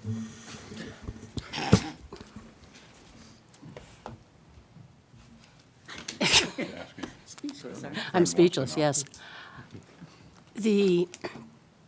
I will be the first to say that I would much prefer to have the library at the RES site because it has much better parking. But if we're going to put it, we are going to put it where it was, then we need parking.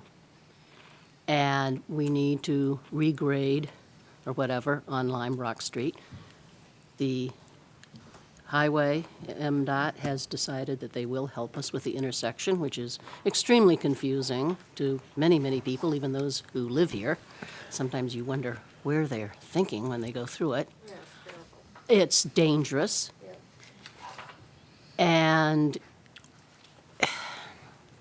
yes, we did take it out last year because it couldn't be funded. Yes, it needs to be spent. Those changes need to be made before the library is occupied. I don't see that we can put it off. The library is due to be finished in August of 2020.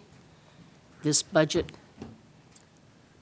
the work on Lime Rock Street, Lime Rock's going to be closed for part of the time because that's where they're going to be staging the construction. So why, you're going to have, let her finish. it's insane to put this off.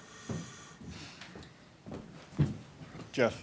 So I realize that we all have our engineering degrees and our traffic study Thank you, degrees. I think that both these bodies should invite and entertain the counsel of the people who have worked on this and make the decision thereafter. I just got a text back from Will. He can make that meeting at 6 on the 26th. On the 26th? Okay. Perfect. I'm sorry, is that affirmative or negative on that? He can. Okay, well, why don't we plan to do that, so that, we thought we were gonna have the 26th off, but we will have the engineer in to explain the genesis of how this whole thing evolved, show us all some pictures and get everybody up to speed on it, and explain the timing of it, because that was a question, as I say, I asked initially, was how much of it had to be done in this budget year, and the answer I got from the professionals was that we had to fund all of it. Stevie? I'm also thinking for that meeting, considering the number of architects who were involved over all the years with this, that it would be important for Steve Smith, for our architect, to be part of that meeting. Would that not be appropriate? I think it's not a bad idea, I yeah. would think the whole team will be. My guess Yes, is that that's what I'm- Charlie from yeah. Phi will be here. I think my guess is that the whole design team will show up for that meeting, because they are all very invested in this. And the construction engineer. And as will members of the library building committee. Ken, just, I'm kind of getting lost in the weeds here, so let me just ask a couple for everybody. We acknowledge that all three phases need to be completed, and we're using one contractor for the scale of economy, but it's three phases. But the parking, because they're staging materials and they're gonna be driving around, it seems like that's the last thing you should do, is the parking and the sidewalks, to make it all nice and pretty at the end. And that's not gonna happen in this budget. It could be, but that's, I think that's a question we can ask the engineer and the So, construction. so and the owner's simple thing representative. to do would be to peel out the 110 for the parking aspects, which was 150 less 40 from the TIF. We're not gonna lose the TIF if we put it into next year's budget, right? No, the TIF is there. So, I think it just seems easy, and I don't know if this is acceptable to everybody, just to say, propose peeling out the parking portion and sticking that in next year. Well, I think we can answer that. I think we would want to wait to answer that question until we have the meeting with the But is engineers. that just kind of, I mean, certainly, I think that's something we could consider. Except the Right. problem is that often when things get peeled out like that, which we did last year, they don't get put back in. Well, let's wait to see what the engineer has to say on that question. Stevie? Just on a budget question too, if the proposed opening of the library is August of 2020, Right. that puts it into the 2020, 2021 budget. Right. So if you don't put the parking into then, you're sure not gonna get, okay, the budget passes whatever in June, so you're saying that in July, that you can get that parking done, that that's the best time of year to do it, and you can get that done in the 2 months prior to the opening of the library? That's a question we'll have to ask. Yeah, well, that to me sort of Yeah. smacks of a little bit of common sense. I don't know if there's, we do have a road person here, but that's just another thing, Deb, that came up to me. Yeah, no, If you- I understand that, putting a Stevie, and, parking lot you know, in and it 2 may weeks, not so be I don't know. perfect, and it might 30 trailer be, parking you lot in 2 know, weeks. it Don't might, ask me. it may not be perfect timing, but on the other hand, there are some other paving and other road things that have to be done in this town. Owen? My question is, can you let me know when we're done with this topic, because I have a different question about the public works budget. Okay. Question about the TIF, is that 40,000 sort of a cumulative balance that we have in the TIF? So what do we? It's not $40,000 a year. What do we get a year in the TIF? Okay, don't worry, if you It can't, seems like. And actually, It's right here. that TIF, when we have projects Hotel. that are gonna be coming up, hotels, that's gonna, It's a gonna lot of money is gonna come into that TIF, in the next handful of years. So our deposit in fiscal year 18 was 15.8, and our deposit in 19 was 26.3. So what's the balance? Is it the sum of those two numbers? The balance right now is 54,000. so the- So you'd I'll just actually share have what I'm thinking 54,000. is if we did one this year, the road improvements, we could actually use the TIF money could we use it for the road improvements? Is it allowable? Sidewalks, though. The sidewalk The portion, sidewalk. so it could potentially, part of it could go towards that project. And then we could potentially still have another $40,000 next year. No, to there go won't- towards- No, there's- It's a one-shot. But you could have Well, you got another 20 There'll be more money 20,000. coming in. Essentially, you might have another $20,000 deposit, so you could use 60,000 instead of 40,000. There's money there. Well, I think having the engineer come in and talk to this group about the genesis of the intersection and parking plan and the best possible timing of getting it done and any alternatives and what the costs of those alternatives would be is an important thing for everybody to hear. And the intersection, to make sure, so that we understand too, when that intersection, does it happen at the beginning, or does it happen toward the end, or does it happen in the middle? Right, and those are You know, questions we can those are answer. key I think it would questions. have to happen before the end of the budget year, based on the current schedule, and what I know, but we'll let the Right. professionals answer Right. the question. I promised last, but the other thing that had crossed my mind, given the rancor over the years over this project, is that any perceived monkey wrenches. And I sat here wondering what type of effect, because the people who are running the capital campaign, the foundation, doing the fundraising, are certainly very knowledgeable about this process and budget processes and what will happen or not happen.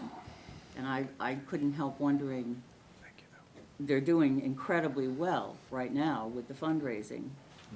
And if this would have an impact on fundraising if the whole parking thing comes up again, whether it's a change in design or a change in plan or a change in timing. It's just a thought that crossed my mind, being conscious of how much work still has to be done to get to that target. Well, That's been I set. think having the engineer come in and explain it to everybody will be very helpful, and Doug and I have been involved with this all along, and so Right. I feel fairly confident that when the engineer comes in and explains things, that all the folks here who have questions will get a lot of their questions answered, and we'll be able to come to an agreement on that. And it may be, and one of the questions we can ask is, for example, can the parking, which is probably the final piece, getting the parking done, can that be pushed into a subsequent budget year when more TIF money might be available and ease the hit a little bit in this particular budget year? And that's a question we'll have to ask, and these are the experts, these are the people that have been working on it, it's been vetted more than any other road construction project in the state of Maine, I think, because the engineers have gone through DOT many times, they've gone to other engineering firms that specialize in traffic, and they will inform everybody of that. Here's So- a procedural question. When you have a town park that is going to be repurposed for a different use, does that require a public hearing?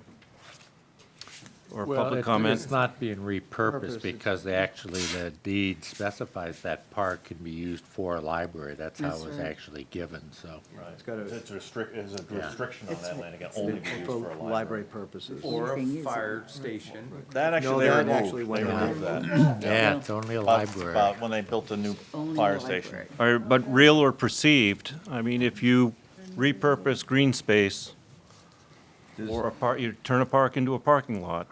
Well, it's not all gonna be parking. I know, I know, but I'm saying the perception could be there. And so, Well, but that just, Jeff, to use that kind of language Well- is just inflammatory. well, it's not exactly my intent. I don't My- know of my anything question that is, is do a we- requirement of that, Does Jeff. there need to be any discussion or public comment period or anything around changing the The land that use of was- a park? The land that was donated to the town was donated for a specific purpose, and it'll be used for that specific purpose. Okay, thanks. And also, just to add in that the net change in green space will be almost zero on this plan, because there's an increase in green space in front of a library in the new plan. So the green space is taken away by parking will be replaced, almost all of it, probably. Right. I don't I think don't it's hold me to slightly the exact less. numbers. Look but forward to seeing the proposal. Okay, so we're gonna meet again on the 26th. We'll hold this number open right now. And this will give us time, and Mike's been waiting very patiently to talk about the rest of the public works budget. I think we all understand that, Didn't even get started. that putting the road construction number to zero is something that we're not gonna be able to do. And hopefully with the, when we get UFB numbers and we get some adjustment, we'll be able to get something back in there. And I would invite Rick and Mike to talk about the paving that needs to be done and the loss of roads and things like that. We have some material that was handed out to us this evening, so Yeah, I'll the toss it big- over to you The guys. big thing to look at, the first thing to look at is this sheet looks like this. Start out with summary per mile. Summary per mile. The bottom line, I'm not sure what we're gonna pay for paving this year. I hope it will be 75 to 80 bucks, no more than that. I used $80 $80 a ton. for $80 a ton for paving. On the very bottom, it lists our 68 miles of road. And with 4 inches of pavement, those 68 miles are worth 15 million, 15.8. So when you think about keeping something up and not letting it go, now moving back up to the top, when I re-shim and pave a road, basically, that's just, eventually general maintenance. We put 3/4 of an inch of shim on a road, then we put 1.5 inches top coat, smooths them out, and they're usually in good shape. And to do that, at 80 bucks a ton is roughly 117,000 on that top line. If I lose a road, if it's gotten broken up and so bad that I can't pave over it, I have to reclaim it, which either means dig the pavement up or have it ground up into material to use under the road. And when I do that, I have to, a bunch of things, have to reshape the road, grade it, roll it, compact it, put a bunch more work into it. And then instead of going 3/4 of an inch and 1.5 inches, I have to go to 2 inches for a binder and 2 inches for a top coat. So that brings redoing a road the same mile. These are based on doing 1 mile. So now, instead of 100 and, whatever it is, 115,000, it's now 233,000 when that road goes by, just surfacing it. All right, So- so to say it differently, to do the preventative maintenance on a road's 115 grand. Right. When Rebuilding it's a gone road. too far and you gotta rebuild it, you're at 233. Right, Per exactly. mile. Per mile. Per mile. Is that per lane mile, Mike, or is it? That's based on a 20-foot road, which most of our roads are. We do have a few that are 19 and some that are a little over 20, but I used an average. Most of them are 20. So the difference between the two is $117,000 by not doing the road right the first time. So, and as we move on, there's another sheet with 17 roads that are in pretty rough shape, and I'm sure if you live on that road, it's the worst one in town. It's not on here. And they're not. These are basically the worst of the worst, and there's a few that are probably close to as bad, but, Are these in any sort of order? yes, and it can get confusing, but I've numbered these in Beach Hill. I've got to do something with 800 and, the road length, I've got to do something with 825 feet of it. The rest of the road isn't great, but this 825 feet, if you had a low car, right at the moment, you'll be dragging the bottom going up through there. Ice is an issue, potholes are an issue, so that I need to dig up, reconstruct, redo drainage, and to do that, 825 feet is, So I'm estimating 65,000. these are in order based on what he thought in the fall. Right. It could change as we get through the spring and, Already has. yeah, right. As these roads lay down, they'll change some back towards spring. Is there a chance that in the future we could have any information you've got as to when they were last done? I only asked. Some of them we could, yes. I was gonna say, I only asked because I know there's a few on there that I don't think's been done maybe twice in 30 years. Right, right. Mike, the 835 was your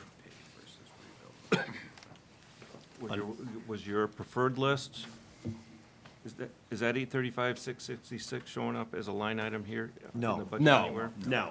So we only had so- 285. All right, right down here on 7605, you had 285. Right. Right, so based on, So you went down this list and said, Well, let's let him finish. Tell us how he did that.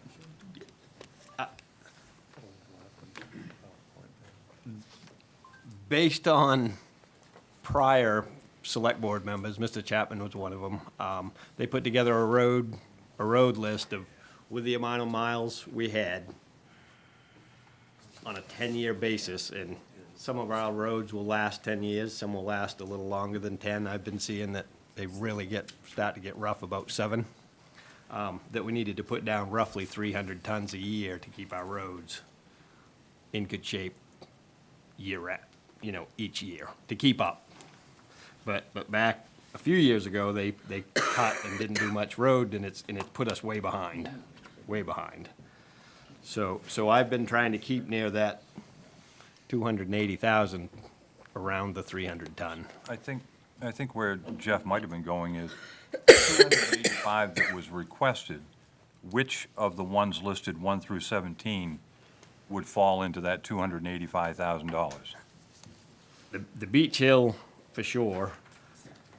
Old Rockland Road has gotten to the point where it's gone by. I've lost it. It's got to be ground. You're talking 170. So I may move past that and the people that live on that road may be wanting to hang me, but South Street needs to be done, or I'm gonna lose that. So that's at number 4. Yeah, that's and Rockport Park Center is a small one at 41,000. But what made up the 285? Those 3, 4? Nothing, it was basically tonnage. Tonnage. Just so many tons of asphalt. Just for a little history, as I sound like Steve Beveridge here. Ever since I've been on the board has said, has budgeted a certain number of tons of asphalt per year and left the decision of which roads to do to the professionals in the Public Works Department, rather than having the select board go through a list and pick the roads that are gonna be And I don't done. have any problem with that. Right. Because if I'm gonna give him his 285, I'd like to know of that list, 1 through 17, what are the ones you would do with that 285? It's answering the question that Jeff had, which is how did the number come up with? The number didn't come up with from the list of roads. The number came up with from a tonnage of asphalt that we're trying to do as we go ongoing maintenance through the years. And just in my opinion, when it comes to the paving, the biggest decision the board or the budget committee should make is, what's the price of asphalt per ton? Because we kind of base it on a per ton. But if the price of asphalt's low, then geez, hey, maybe we want to actually invest a little bit more, get some more asphalt for less money.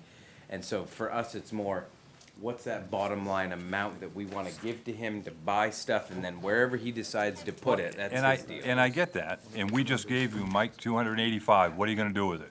On that list of the streets that you say are the worst, what are you gonna do? I mean, what are your top ones? He won't know until spring. Until spring. Right, until he can get out there in the spring and actually look, but you're looking at Beach Hill, Rockport Center, South Street, Right. and potentially passing Old Rockland Street, because it's so far gone now. And wait until next year. But the thing that he's facing is if he does Old Rockland Street, which is already gone by, we may be doing a full-depth reconstruction on South Street. Instead of it costing $99,000, it costs us $200,000.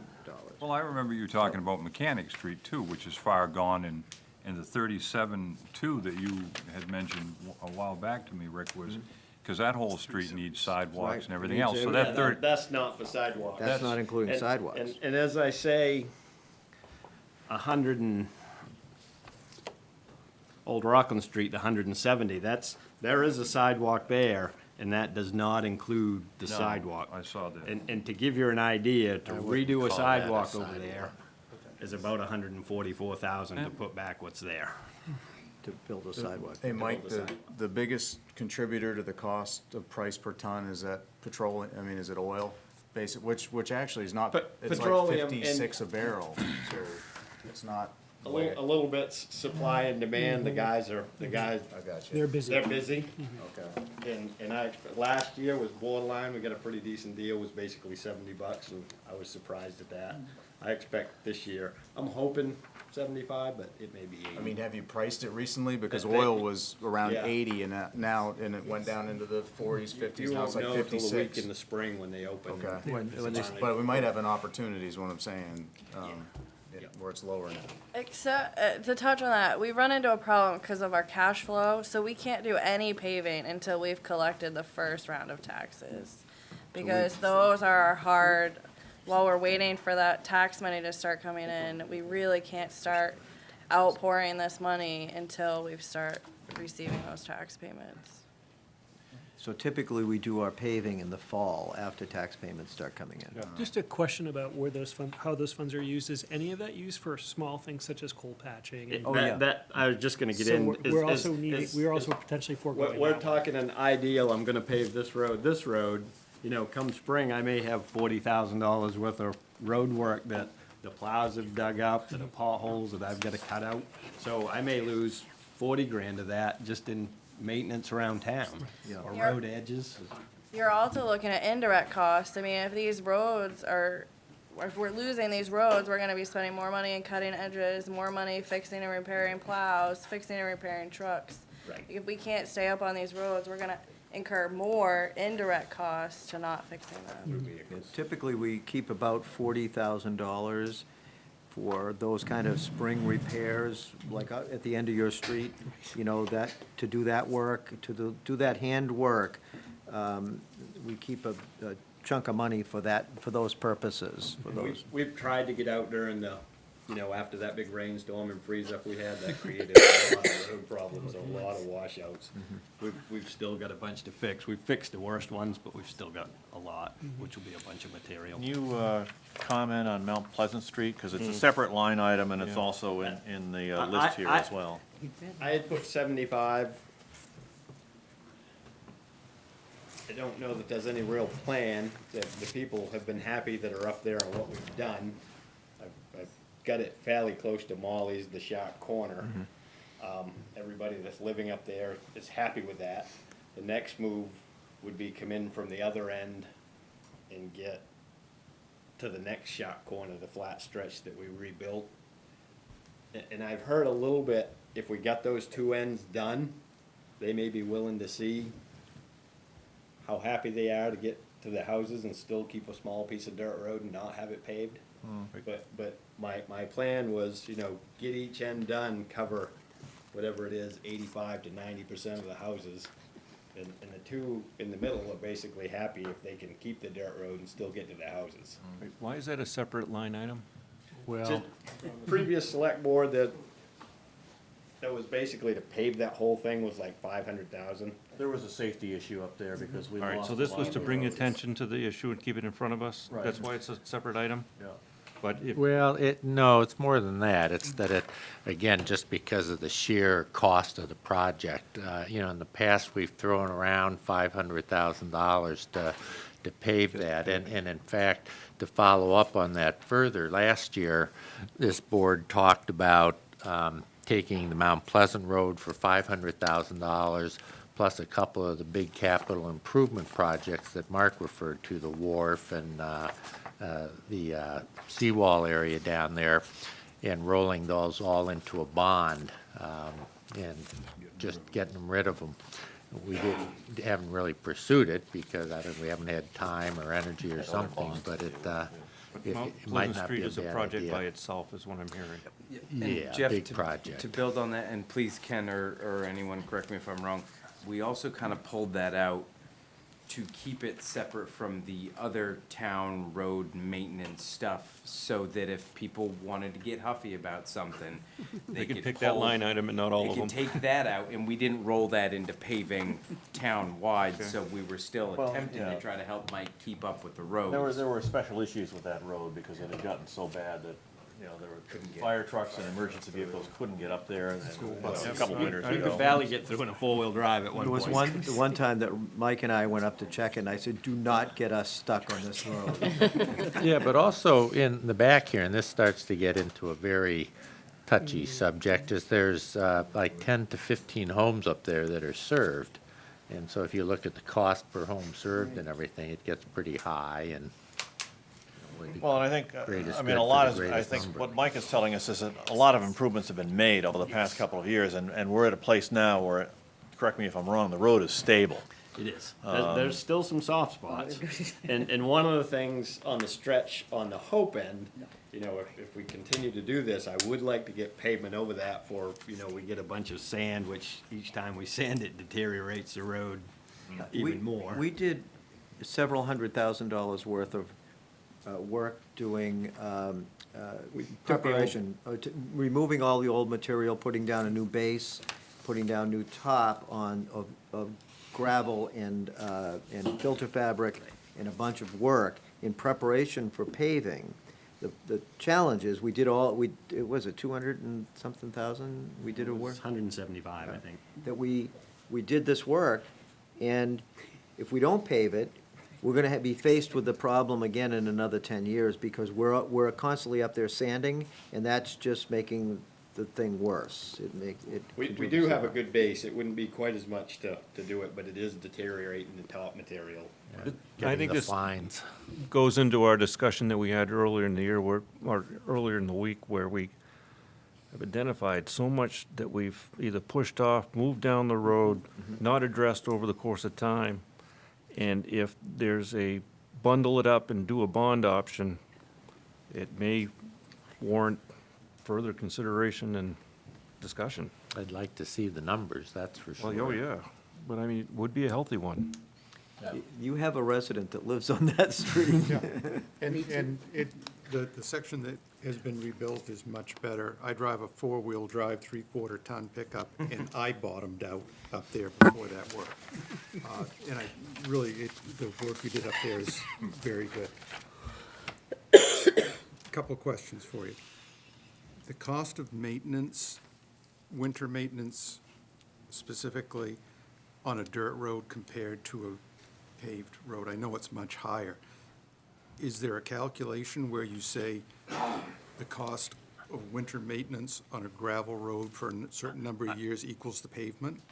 I don't have that number, I don't. Is there a It- calculation? There is one you can make. There, yes. When I was, I don't know. when I was on Budget and Union, Andy Hart and I did a calculation Yep. on paving every road in town. It didn't get funded, but there was that number. I'm sorry if the other people up on my road are gonna be angry at me. Maybe not. Beer cans and roses, man. Well, there's a long chuck from, there's a long chuck from Mount Pleasant Street to my Right, house. exactly. You know where he lives? But I would rather prioritize saving the pavement that we have over, as opposed to paving the gravel that we have, as long as we're not gonna lose the gravel. Because once we lose the pavement, the calculation is not there. We put like a 4 to 6 inch base up there. I don't remember if it was 16 or 18 inches with filter fabric under that. And there's 4 to 6 inches of fines. So if we had to go back, if we did start to lose, I think we'd only have to take like 6 inches Okay. to rebuild. So with that said, and I know that the perfect solution is to shim and pave. If you shim only, does that buy you time? It does. Makes It it does. rough in the winter, though. But it can come unraveled quick, being so thin. Okay, so, I mean, is it an option to look at if we're saying we're gonna lose bam, bam, bam, bam, all of this road? I wouldn't prefer or want to do that if I had a section that I didn't have money to actually do it right. We don't. If it was Don't do it or so don't do it bad right. We don't have the cars money. were bottoming out, I would say, we need to shim that just so we can get 2 more years. So we're better to do it right and let something else go. And that's what we did last year, was we opted for doing the. Just for the shimming it. Base and top coat on Yeah. some of that road. I right? asked a Didn't we do series of both? those questions when Will Gartley was in specific to your road or to Mount Pleasant. Yeah, and thank you. Will cautioned strongly against doing the underlay and not the finish coat. Just 'cause it's, I mean, if you don't get to it within a year, couple of On the years. road that you live on, the material under there was so unstable that, Yeah. Will and I Well, had to and discuss I'm not referring to that one, I'm referring to, saving some of these other roads. Yeah, we're saying we're gonna let Old Rockland, go. But that one's gone. It's already gone. That one's So gone. we're worried about. We're looking at South Street now, getting that for its. Right.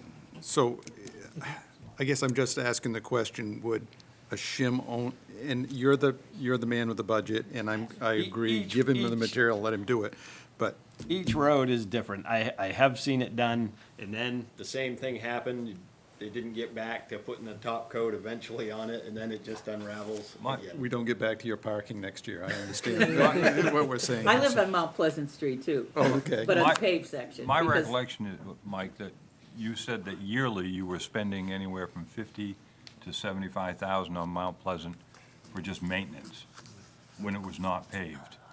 I don't know that we were spending that much. Yeah, that seems like. I think sounds when you were familiar taking to me, gravel though. up there and you were reshaping stuff, I thought that's what, because when we were talking about it last year, you were. Might have and been that's- what we'd put in the year That's prior what, that's what year. we're that's putting what- in.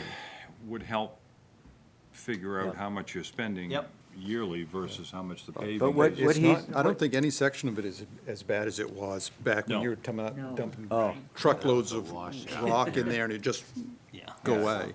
I think, for me, out of this conversation, 0 for road repair is probably not the right number. And so, No. when we get into our horse trading activity later on, that's one of the items we address and discuss. I guess what I said last year is if you had a $14 million or $15 million building there, would you not do any work to it to keep it maintained?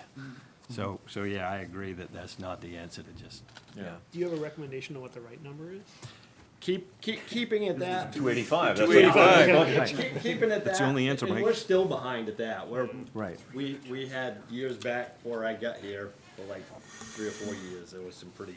Well, it was, and it went back even before I was on the board, and there was a board, and maybe you were on that board, Jeff, I don't I know. think yes, Jeff, no, Jeff, but But it was back in the, it was probably 10, 12 years ago now, and there were 2 or 3 years where the select board that year proposed a very lean budget. And we're I was on the still, school board that year. okay, Yeah. we're still We paying did for that. that now. Did that make up for the year that we overspent, though? I was just Wink, gonna say, wink, Tom nod, was nod. on.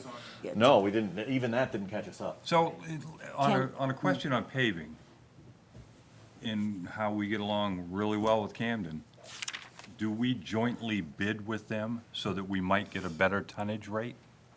We don't No, we don't. jointly bid, but they'll give us the same rate. Well, Actually, they gave us, I think, a couple dollars a ton cheaper than Camden last year. You're nicer. No, it's fine, I'm just trying to figure out whether, if a company could bid on twice as much tonnage, coming into 2 towns, leaving their equipment and getting things done.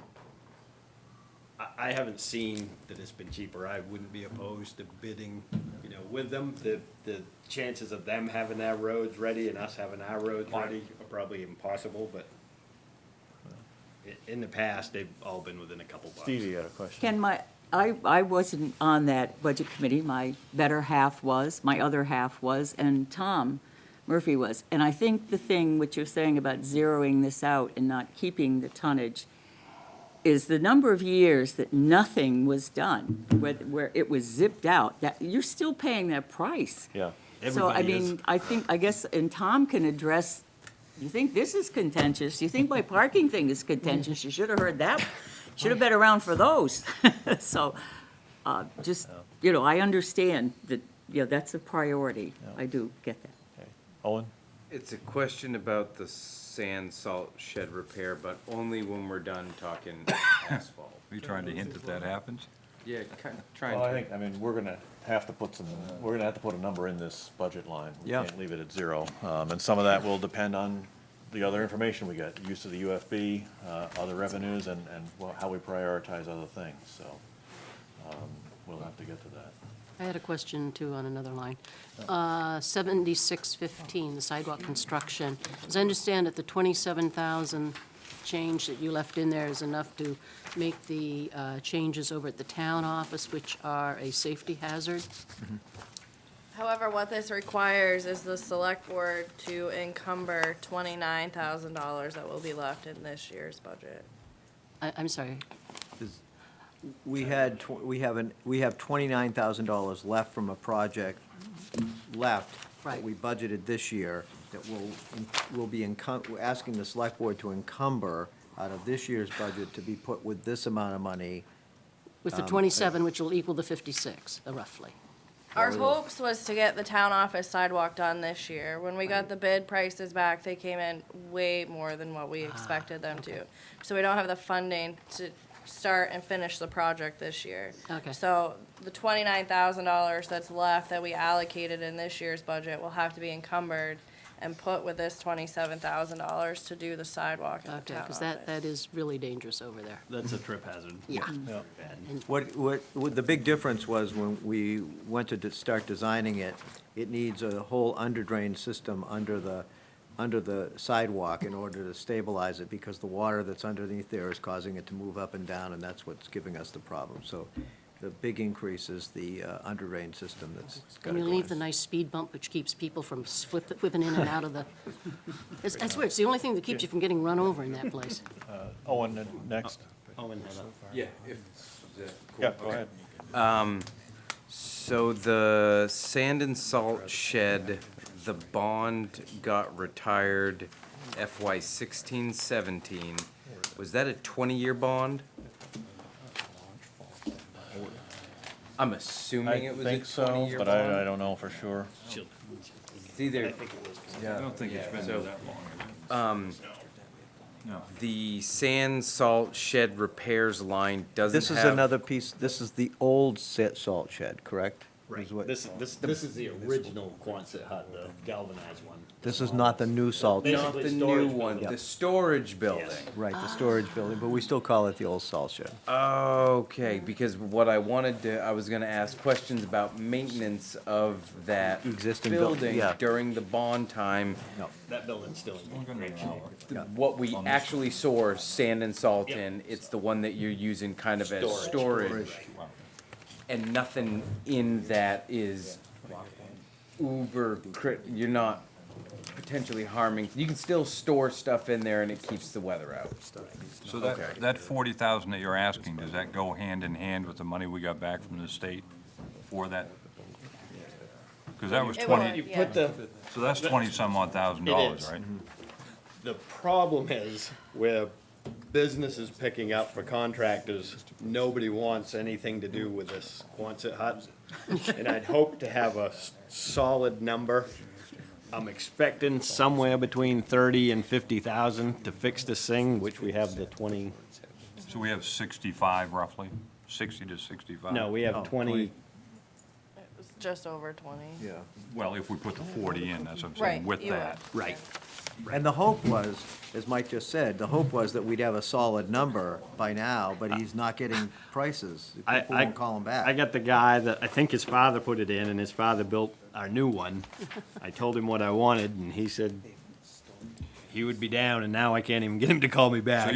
So you were thinking 35 to 40, or 25 to 30, what was it? 30 to 50 is to repair this and get it So if back. you've got 26, and you put 30 in instead of 40, you'd have your 56. Right, right. If I had 50, I think we'd be safe. What we were hoping is we'd have an exact number Number, now, right. and that we could say, okay, this number, instead of 40, it needs to be 18,000 or 23,000. But we don't have that number yet, still. Jeff had a Yep. question? So if you, when you look at what you recommended and what Rick agreed to, are there any discretionary, in this whole budget, are there any discretionary items, even though you both agreed to them, that might be above that $5,000 range? These would be the types of things I'd be looking for on that short list.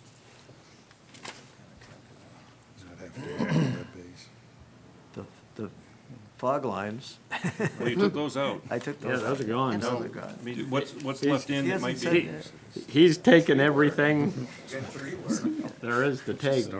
Yeah, well, I didn't reduce much out of here. It's mostly in the capital that I made reductions. But what's still in there that might be, Oh, that we could reduce, you mean? Which one of your children would you be ready to give up? I don't, Which one of your children would you be willing to give up? yeah. Anything else? I mean, all the maintenance stuff, you could take a little bit of a gamble on $1,000 or something on tree work, but, you know. let me ask the question differently.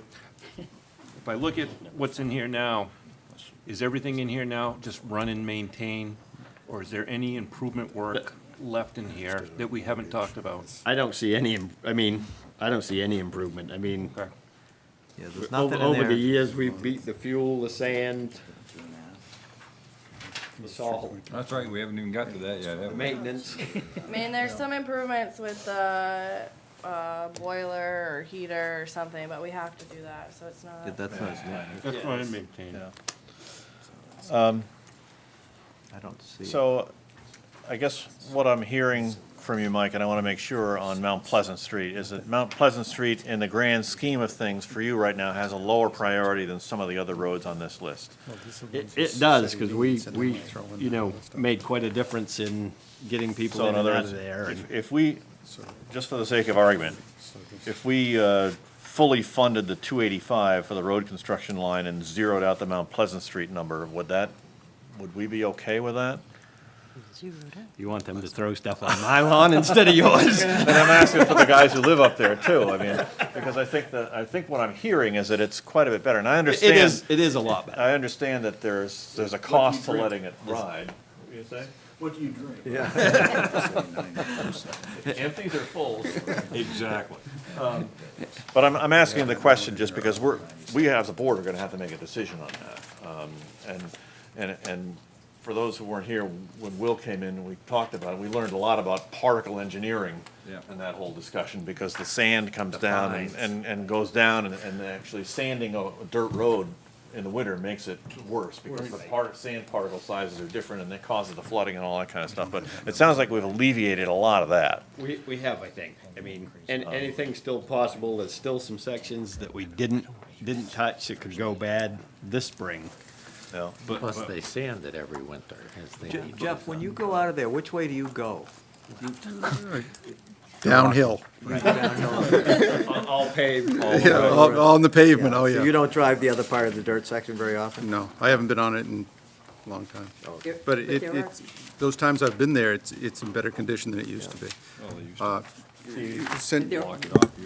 There are still soft spots. I made the mistake of coming home the back way, because I'm on the paved section too, which, when that road was paved up to where it is, coming up from Route 17, there was a select board member who owned the house that we now own. So I'm on the paved You section. got Jack McCormick's whole place? Yeah, one of them, yes, one of his old places. It would be cheaper for the town to buy all the houses and. That sounds like a Steve Beveridge thing. Let me give you a little more history. They used to block it off when I first came here. Yes. Oh, yeah. It's been blocked off. Yeah. And that's actually a solution we talked about at one point. Jeff, you had a. The capital improvement planning committee talks a lot, has talked over the past couple of years a lot about the exhaust removal system. Can you help us to understand the relative importance of that, particularly for health? It is important. We do try to do our best. We do have to run trucks in there at times when we're working on them. We try not to run them if it's warm enough, the doors stay open. It gets a little, it goes into the upper office where the assistant is. That much. So it does have times. It hasn't been a huge problem, but it is a problem. Is it a worse problem in the winter with people perhaps snapping or Yeah. spending the night? Well, we try to keep the trucks out at that point. But when they make a repair, they have to come in. We have to bring it in, right, and if we can put it out in the other part, if, guys are sleeping, we'll use the other section. We try to work the best we can, and we have been able to. At some point, I expect probably MMA is gonna say you've gotta have one in there. No, he's got it. And this is something that's know been that, put but off I and put off and put off. Yeah, this- We've gotten by years, is that to say we That's, still should? the mill rate. We It could probably needs make to it go by back another up. year. Just something for the selectmen to consider, and Jeff had the idea, the bond idea. Well, not you, Jeff, the other one of the other Jeffs, there's 4 Jeffs. Yeah, there's way too many Jeffs on And we this. just did some quick math, and we do $1 million, 3.25, pay it back, principal and interest, and we used Rick's nice calculation of 93.61 as a penny to the mill rate, and if you did like $1 million worth, you'd add 5 cents, 5.5 cents to the mill rate, but you'd have infrastructure investment, which I think most taxpayers are on board with. And then you have, I'm not aware, down in the harbor, we have that situation with the, that is a hazardous launch. situation, and someone brought up the fact that, we know about it.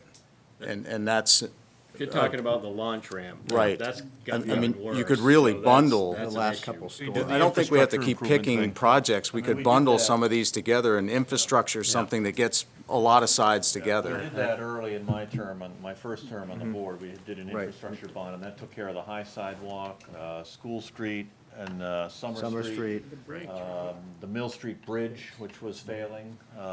There was some money in there for the West Rockport Fire Station, and maybe there was some other thing. We had a Actually, separate one for the Opera House. Yeah, they had a separate one because that was a tax issue. Well, from what Jared just pointed out, I think it really behooves the select board to look at putting Yeah. together an infrastructure bond. And I think that's a good idea, and you have to be careful with bonds. You can't get too bond happy, number one, but number two, you want to make sure that the infrastructure improvements that you're doing are going to last at least the life of the bond payments. So that becomes a little bit difficult with road construction, because you're looking at a 10-year bond, and you got a road that might last 10 years and might not, and you don't want to be paying on that bond for a road that's. So I think you do have to be careful about the project you pick for that, and maybe you can pick like Old Rockland Street that's already gone, that's gonna be an investment that'll last at least the bond payments. It's just like buying a car. You don't wanna buy a car and have the financing for But the you're car all- last longer than the car does. But you're also you know, after you get the bond, you're still proceeding ahead with your yearly paving projects. So Right. you're easing up your backload of, on stuff that hadn't been Right, but done. you never want to use a bond for operational expenses. No, No, this no, is I- But infrastructure. believe me, we could find plenty of things that Yeah. would outlast Yeah. the bond. I'm not disagreeing with the idea. I'm just saying you have to be very careful. There's a tendency there to think that, oh, boy, we can use the bond, we can do all these things, but you gotta be really You careful. know what the bond ratio is for the town and all that stuff. Oh, yeah, we're way under. Way under, that's what our auditor said a Right. couple weeks ago, that we're way under in our debt. Being way under, we're Another maybe thing, looking at hard another dollars. thing to consider when you're picking the projects, you don't want them to all have to be replaced at the same time too, because then you're just compounding your bonds. So it's gonna expire. We have all these projects that need to be repaired again, so then you're taking a bond out for that too. So you wanna make sure that the projects you're picking aren't gonna just be compounded with another bond. That's why on the last one, you know, the high sidewalk, that's hopefully gonna last a generation. The Mill Street Bridge is probably a 50-year at least. So do you want type to, situation. do you want to add this to the 26 then? Because we don't want to. No, I don't want to add it to the 26. The 26 is going to be a conversation that we have to have about that intersection, and I don't want to have Well, no, anything but else I'm just to saying, that. before we make a final approval on any budgetary items, there might be some things in here that we want to clump into a bond. Well, but And the timing on that, the though, is- timing on the bond at this point, we've missed the spring issue. You know, we probably couldn't get a bond up to vote at this point quick enough. I don't know the timing. It takes time to do that. I think you'd be looking at a vote no earlier than November for a bond that you would then take out the following spring. So I think it's an idea that the select board will have to consider over the next several months, but it's not gonna help us in this budget. no, but it's a path forward to resolve those things that we're kicking down the road. Yep. And In this budget. in this budget. Yeah. And instead of kicking it down the road again next year and the following year Right. and the following year. That's right, but all I'm saying is it's Yeah. not gonna change the numbers in this budget, but it is something that I think is worthwhile considering, Absolutely. Oh, yeah. you know, moving forward. Do we have any other questions of Mike on this budget? I think we're, you know, Beat him enough. we got 5 or 6 lines that have occupied most of our time here, and I think, I mean, I'm looking at a lot of zeros as far as percent increases on a lot of the rest of it. With an increase in the repairs and maintenance line, the 3210, but that's, you know, we have vehicles that have to be maintained. Ooh, maybe I'll use this as an opportunity. So, Mike, you also have an overtime line. We've talked about overtime in other departments. This may be kind of your opportunity to differentiate your department and what overtime means to your department versus, say, maybe some other departments. You're compelled in certain, come wintertime and your people are out there plowing, The only way to really change that is to, have more part-timers. well, comp time. Yeah. And the board has limited the comp time To in 80 recent hours. years, because that, and again, has an impact on summer maintenance, because we end up with guys getting a lot of the summer off. And a lot of the guys like that. You know, most of them will max out their comp time, which is good. It's a nice balance for the town, because it saves us paying the overtime, but there is a cost to it. I did have a couple of questions, actually, now that we're away from other stuff.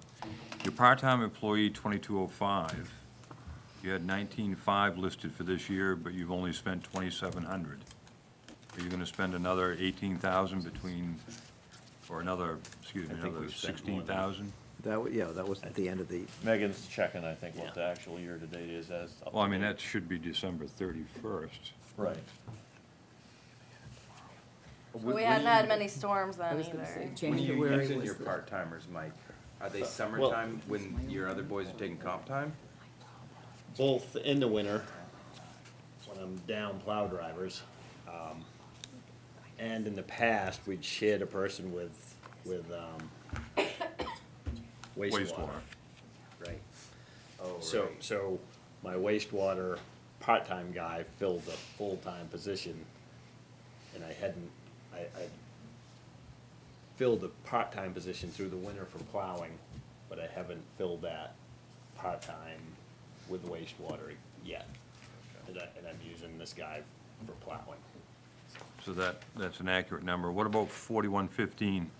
I know you'd asked 1659 for monitoring, and there wasn't really a great explanation, but it got Is that the turned whole back fire down. alarm piece?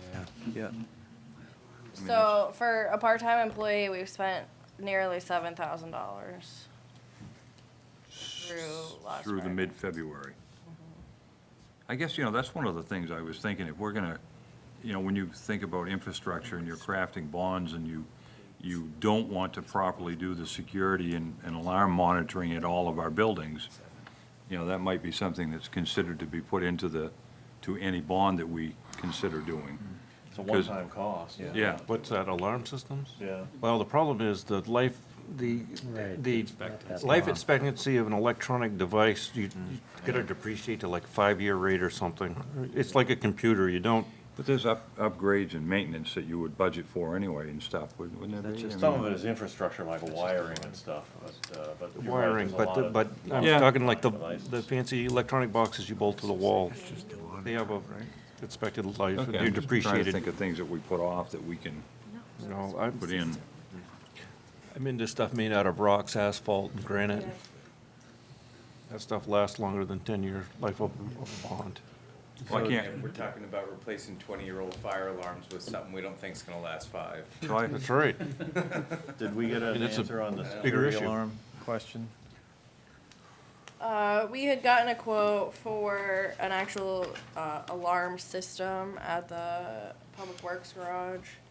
And we had cut it, but Mike later said that he didn't know what initiated the quote. I don't know what initiated that. So I don't think it's something that really needs to go back if it's not something so you it feel. it wouldn't be quite right unless somebody asked you about your sand. How you doing? Using it. What percentage are you full? Out of 3,600 yards at the moment, guessing. I'd probably say I've got 1,600 yards in there, maybe 1,400 to 1,600, just So you educated guess. use on what's- 2/3 then? Yeah, Then there's tonight. Yeah. perfect. There, I feel better asking sand question. Yeah. Okay. Mark, I had, Mike, a quick question too, and I'm sorry, it's just a point of interest. How many miles? Because when that truck comes up Yep. that hill, but doesn't matter what time of night it is, I wake up. Yep. Thank you. But, really, seriously, but how many miles do your guys, I wondered how many miles of Rockport Road there are altogether, and if you do like 4 passes for one storm. Yeah, it's, 68 miles according to this. Right. I didn't look at that particular route, 30 lane miles. that particular route, he does 22 miles from when he leaves to when he's back. Okay. Each time. Yes. Quick question was, what's the life usually on a sidewalk? You talked about roads being like 10 years or less. Just roughly. Yeah, right, depends how you build them. Yeah. Usually this is just guessing and looking, but I would guess you're getting 15 to 20 years out of a sidewalk. Concrete sidewalk.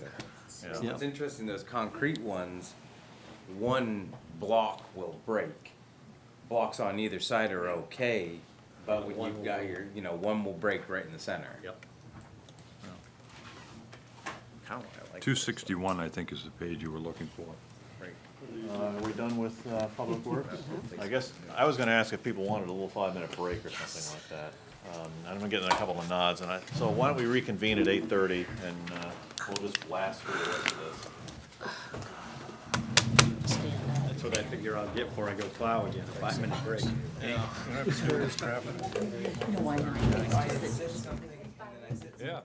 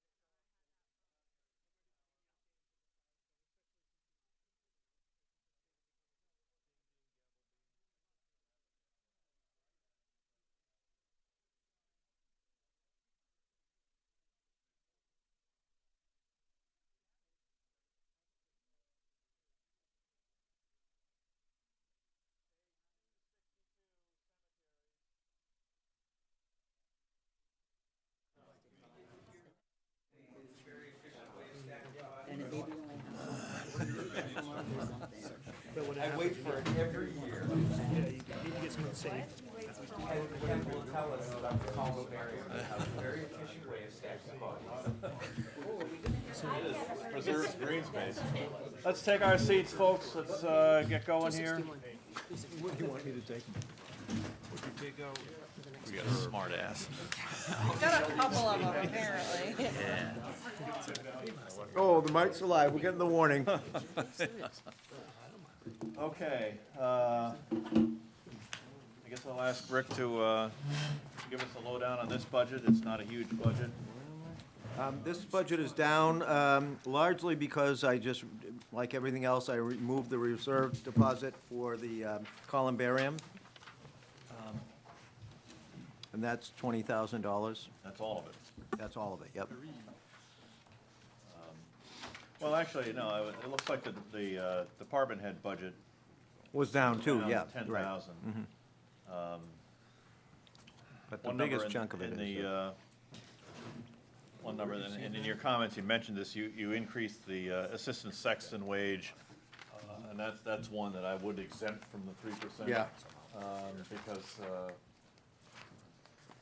when the current assistant sexton decides not to do it anymore, we're gonna see a huge jump in this line, because He does a great David job. Farley does a huge amount of work that he doesn't put in for, and he has a knowledge of this system, and, you know, we're getting a huge value out of him, and when he decides that he's through and wants to pass it on, and he is, from what I understand, he's training somebody who, I don't know whether it's his grandson or somebody who works with him to learn the job, and so hopefully we'll have somebody who will be able to sort of ease into that position, but we're not gonna get away with spending that little money on He's that done a position. lot of work for what he gets. Oh, there's no Yeah, question he about does. that. Might as well be a volunteer for him. Yeah, exactly. he loves it. We're up here. What pages are? We're on 262. 262, Yeah, yeah, top no, line. revenue. I'm just trying to figure out how much we have. I'm on the bottom. investor policy committee for the trust reserve. fund. Yeah. Did you guys decide against taking some money out of that this year, or we've got, I mean, obviously December was not fun in the market. But January's recovered a majority of it, and we're on the right track. I think there's an allowance there. There's $7,500 in the budget to take out for 19-20. Yeah, or this year is what I meant. For 18-19, Yeah. I mean, if you I don't don't need it, remember that's what the fine, discussion was, but there was no money withdrawn for the 18-19. I think that was the opinion of the auditor at the time, was that we shouldn't, Maybe, I don't really we remember. shouldn't take it out, or maybe the investment committee at the time, I don't know, were you on the investment committee last Yeah, year? I've been on it for years. Yeah. I would, we can support, I mean, if you need some revenue there. So, Why wouldn't? Got enough for 20,000 for the? I mean, that's what it's intended for, is to spin off income. Right, to well, and I think, support. that I mean, maybe we use that, I don't know how much is available, and perhaps that information could be found out before we next gather, because, I mean, I'd like to see the columbarium get some funding, and we've talked about it, we're not close to ordering yet, but we're exploring, we've explored and found a place for it, and the cost is, I think, 75? yes, anywhere from 75 to 100,000, depending on which one you get. And I don't know what the balance in that reserve account is So just trying to find the right now. page. It's in the front here someplace, if I can find it. But some of it's restricted. Right. Well, the cemetery reserve here is showing us 3,500. For the columbarium? Well, just cemetery reserve. Geez, I thought it was more than that, because I thought we put some in last year. Unless there's a different cemetery reserve, so there may be more than one. Wait, is the reserve what goes into that 25. investments that you're talking about? Oh, I see why, that's, we put, I said, if you look further on, there's a deposit to be made this year of 20,000 was put in last year, so that would make it, the balance will be 23,000 at the end of this budget year when that transfer is made. And so, you know, the hope was to, over a couple of years, to build that up to the point where we would be able to purchase the columbarium, and also that there would be an increase in revenue connected with that, because right now we have a moratorium on the Seaview Cemetery for non-residents, residents only, and that's a high-demand cemetery. A lot of people want to be there because of its location. And the thought was that once we get the columbarium in there, that there may be a demand for it. And we've heard that from Julie, I think, who's on the cemetery committee and also runs the funeral home in Camden. That's, I think, 70% of the burials now, that's her number. Linda, correct me if I'm wrong. Are going the cremation route. And so, I mean, right now, we bury the cremains, but that takes up real estate. And so if we can get the columbarium in there, and Owen's been waiting all night for me to say this, we can get more burials per square meter or whatever. Per square inch. This will last more than 20 years. You're supposed to say it's a very efficient way of stacking bodies. That's the first time that you said it with those words. Seared in my head. But, and the idea too is that they're somewhat reasonably attractive, and you could make the area around it very attractive and make it a nice place for people to come and have a bench and maybe have some meditative time or whatever, and make a place even to have a graveside service if people wanted it. There's a lot of positives for it, so. So I guess I would be looking for a number from the investment committee, and maybe. Well, what is the cemetery trust fund revenue, our 1,200, that's 7,500 bucks, that's not from our, It is from the investment. is and- from But we skipped the budget year that we're in. And the question Yeah. is, Could can you we, make it can more? we increase that? Yeah, that would be the question is, where are we with that? The restricted amount, I'll have to look at the audit, but I'm thinking it's around 510,000. And as of December of 2018, between the Bar Harbor investment and the money that we hold in cash, we have 560,000.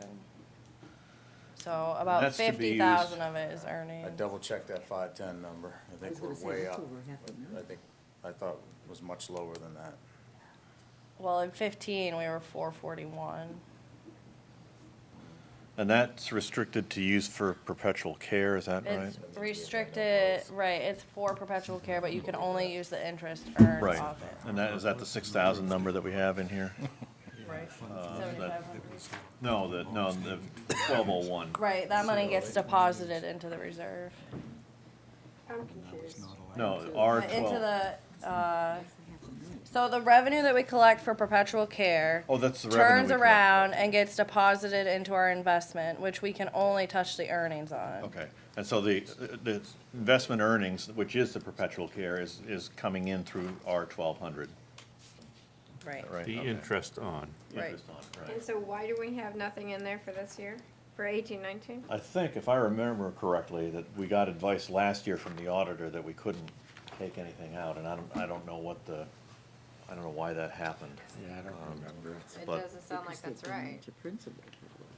It may not have been right in the long run, but it I mean, was the if this advice was- we had last year. If this was reviewed in the first quarter of 18, the market would have done very well in the last 12 months, and I just think there's more earnings in there, because it's been invested for quite a long time, and then we stopped paying after the financial crisis in like 09, 2010, 11, for a while. I didn't bring the numbers with me, but I'm Well, confident there's a lot more earnings. I think that that's a number we can look at, and I would suggest that if we can increase that number, that would go into the funding that reserve account. Yeah. I had a question, Ken. Yep. Line 5415, what is the cost per marker, and are you using metal or plastic markers, the 24 veterans markers? I don't know the answer to that. Linda, do you know? How much? We get metal or plastic markers. Right. We get the plastic ones. Okay, If you put the metal ones, they're gonna get stolen. yes, yeah, that was going to be my point if you were using metal. Is that a plastic we're allowed to use in Rockport, sir? It's not polystyrene. All right, just checking. That's high density. Anything else on this budget? And so just to go back to that, that $20,000 that's in this year's, there's nothing year-to-date, but that is gonna be deposited for and that's for the columbarium? Yeah, that's what that, I mean, it's a cemetery reserve account. It can be used for any, Okay. you'd have to look at the reserve policy, and I think Yeah, there's yeah, more yeah. than one, but Okay. it's, that was the idea of putting it in Yeah, there, was yeah. that it was eventually gonna go toward a columbarium. And yeah, the reserve account deposits, I believe, Megan, you can correct me if I'm wrong, she usually does those at the very end of the fiscal year. Correct. Unless there's a need earlier in the year for it. So what we're hoping is that the R-1200 revenue line can be higher, and that'll be reflected in the reserve account then? Right. Okay. That would be my hope. I don't know what the, I mean, I'm only one on the board, so. I'm gonna have to get some better, so I'm looking at the audit right now. They have the non-spendable at 447,000 and restricted at 193,000. So I'll have to ask them. Okay. Both of those definitions lead me to believe that they've restricted it somehow, so I'll have to ask them. Okay, well, piece of information we can find out. Okay. All right. Parks is next, page 228.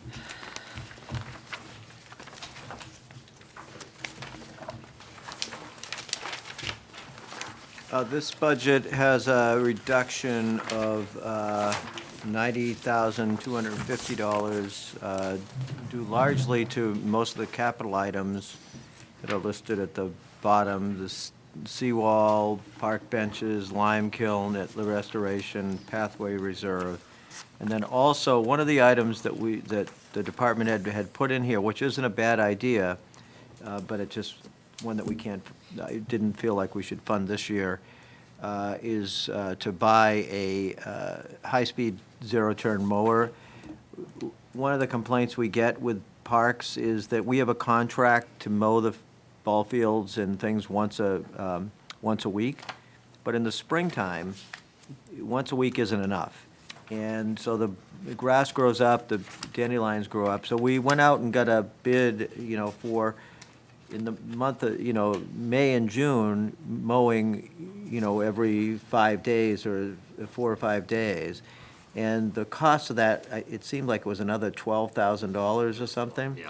Well, we can buy a mower and just hit it the few times that it might need it to get the grass down for $9,000, I think. Is that in this budget? I'm not finding it. Isn't it here? I wonder if it's in the recreation budget. Probably.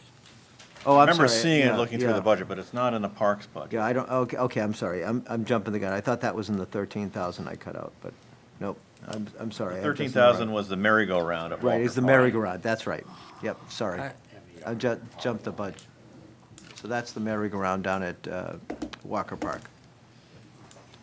Somebody have a question there? Yeah, your 3090 outside contractor, 13,000 was requested, nothing the year before, and zeroed out. That's the merry-go-round. That's the merry-go-round. Merry-go-round one. Yeah, it's the 3090 over here on the explanation. Yeah, That's the okay. merry-go-round at Walker Park. All right, sorry. And the next one is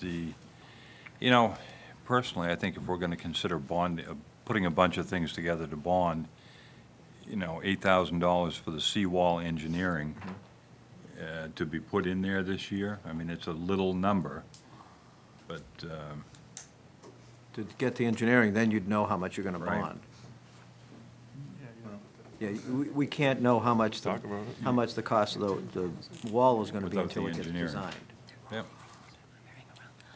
And I had a question about park benches. At one time, we talked about, in fact, we had a proposal from somebody who wanted to donate a park bench, and I think the Parks Committee turned it down because it was gonna be not fit in or whatever. But if the Parks Committee and maybe the Harbor Committee in conjunction Right.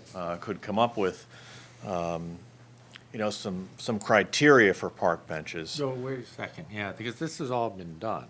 Mark, you want to address it? Well, I'm trying to find my, Yeah, the bottom Draft. line is the Parks Committee did spend a lot of time talking about this. They've identified benches done by Weather and Furniture, very similar to the ones being used up in Camden.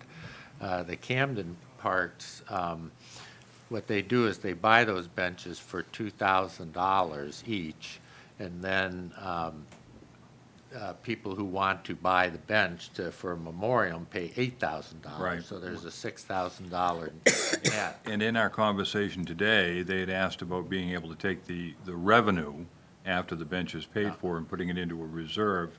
So I've talked with Megan briefly, and I've sent Dave Jackson a message telling him to get back with Megan to follow up on that part of it. I think the question is, you know, do you put money in the budget and buy 4 benches and hope that you'll have 4 buyers? Well, or do you, Or do you say, okay, go ahead and start selling the benches and, you know, once you've sold a bench, then we'll buy it and do well, the that, I plant mean, and yeah, everything. that's what The I would latter, say. that's what I would say, yeah. You say, you put money in the budget and say, okay, you have to be careful about putting money in the budget. It'd have to be a neutral budget thing, but. Right. But you'd want to be able to say, okay, you know, we're gonna do this and we'll have an offsetting revenue. And if we want to, I mean, we can decide if you want to make a profit on it or not, but. Oh, I yeah. mean, there's gonna be ongoing maintenance for them. Well, not much from the ones up there, Dave says. No, they last.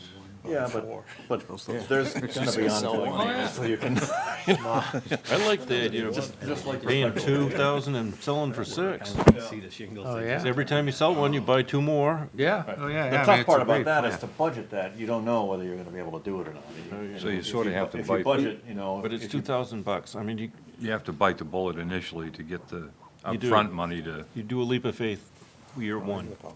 But the leap of faith would have to include the revenue piece too. Yes, it would. Yeah. So I'm okay with that, but it does mean that we, in some respects, perhaps artificially inflate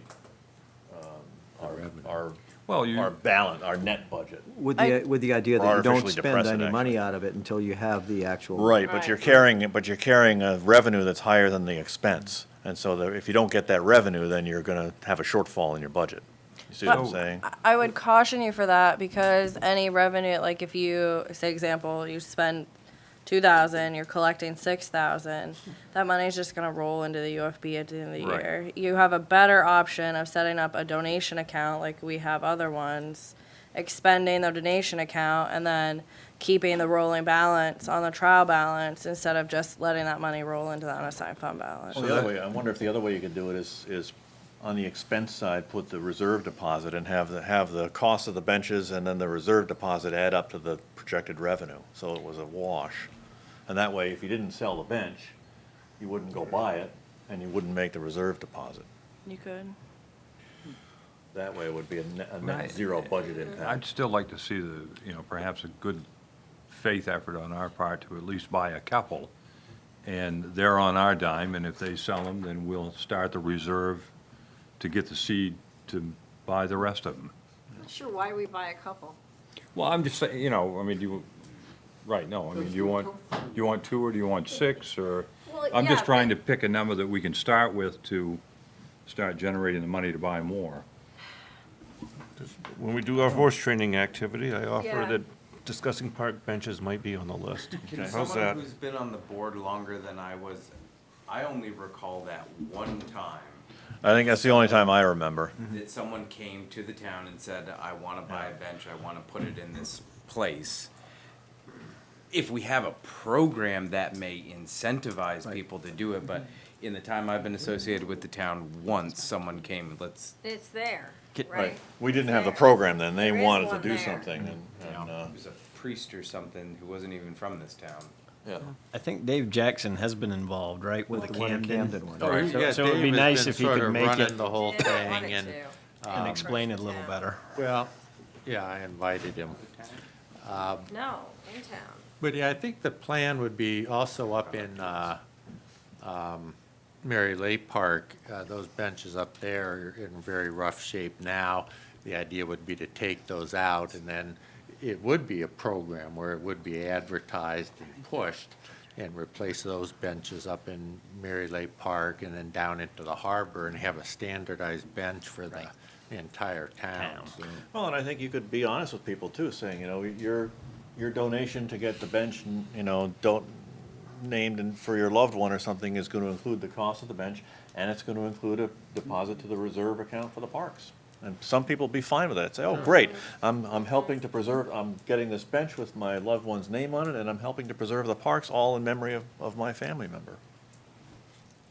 Oh, and there is one person who had approached the town and the town was told you can't, and wanted to donate this money for this loved one that died, and the town said, gotta hold on because we have to do a design and blah, blah, blah. And I saw this person around December, and they said they were still waiting on the town. So, I mean, I think there is one. That for was the one I example. think that we dealt with, because I think we referred it to either the Harbor Committee or the Parks Committee, I don't remember Yeah. which. And the design, I thought the design had come back, and Abby or somebody had said, this bench wouldn't work down here for whatever reason, and I don't remember what the reason was. Well, what we need to do is we need to get the Parks Committee to close that loop, because Yeah. this work has been done. I mean, the benches have been identified, you know, the bronze plaques have been identified. So I guess they just need to get back to the select board and say, look, here's what we recommend as a standard bench for all of our parks. Right. Here would be a pricing thing. Okay, Stevie? We do have benches. Aren't two of the benches from the Garden Club down in the harbor? Aren't those two benches Garden Club donations? And also one down at Glen Cove, I think? There's a, There are because some I was from in the the Garden Garden Club, I Club, think, yeah. when we bought those two benches. Yeah, I know That there's are one- down by. There's one or two down there. Yeah, I think there are two side by side. I I think remember the the two plan, though, is women. moving forward, they want to standardize. Yeah, I the agree with benches, that, yeah. Yeah. I've got a number of Okay. questions. Can we move on to lime kilns? He's got a question. We've all got questions down We got here. a few questions, but it doesn't matter. Go ahead. Just the Walker Park seawall engineering, do we have a looming issue there? Do we have an unknown? What's the relative sort of What, if we, risk of not acting now, I guess? if we lose, from what I understand, this has been another thing that's gone on 7 years at least. And eventually, if we get a bad storm and it tears half the park out, the park is gone. The DEP said, that's history, that's now shore frontage, you don't put it back. So the fear is sometime we're gonna get a storm and half Walker Park will be missing, or the part that's unprotected. And that's really the fear, and it could happen, but it should be dealt with. 13 months ago, on January 4th, it wasn't even really a storm. Took out 5 major wharves down in the Spruce Head area, including one that I'm involved with, and they're, you know, it's $1 million prospect to put it back together. The other thing we were talking about, just is something that I've been learning from an engineering standpoint recently, is that a lot of breakwaters and docks and that sort of stuff are not necessarily built as foundations, and then it's good money after bad to just repair the top without going down and really checking on the foundation, because everything shifts. And you can put a 5,000-pound rock up there, but if it's only bearing on 2 points, it's a seesaw. You know, and it takes 20 pounds to move the rock, and that's kind of scary. So there are very, very interesting hydrodynamics involved in that, and if you don't do it right, you're just throwing lots of good money after bad. At the harbor, the granite steps wasn't really a storm, but they got wiped out Yeah. with the wind, and the sea was just right Yeah, 2 weeks ago. Rockport Harbor is pretty exposed to anything with an E in it. Fetch. And so particularly southeast winds or east-southeast winds, it just blows in there. And it doesn't take a whole lot. There's a long fetch that comes in. That's It one just of the rolls right big in there. 3 that we've got on, that's been on the capital list for years. I have several questions, one of which is merely a clarification. Line 3090, the merry-go-round, is that 13,000? It says expense, that half of it will be paid by the Walker Park Playground Reserve. Is that 13,000 half, or is 13,000 the total? 13,000 was the total. If you look down in the revenue line, Helen, the Right, 6,500 is there, and then that was cut out as well from the Walker Park Reserve. Okay. And the next question is... So it's a net 6,500 impact on the budget if it was Okay, included. yeah, okay. Line 3628, the renting of the sidewalk sweeper, is that to sweep the Union Street pathway, which is something the Pathways Committee has asked for? Because we've got people walking and riding in the street and not using the sidewalk because it's covered with dirt that gets 3628. shifted down. Yeah, that's the one from for Union Street. That is the Union Street. It's Okay. from Camden. Yes. Twice a year at $400 per Okay. time. And then we come down to the lime kiln reserve, which I understand Legacy Rockport is working on. And I did turn over to them the details for grant potentials from the Daughters of the American Revolution, up to 3 years, $10,000. And that would need to be through the legacy because it cannot go to a town. It can go to a nonprofit. Then we get down to the Pathways Reserve. And Rick, did you want to hand out the information that I gave you? Only a few that way, so.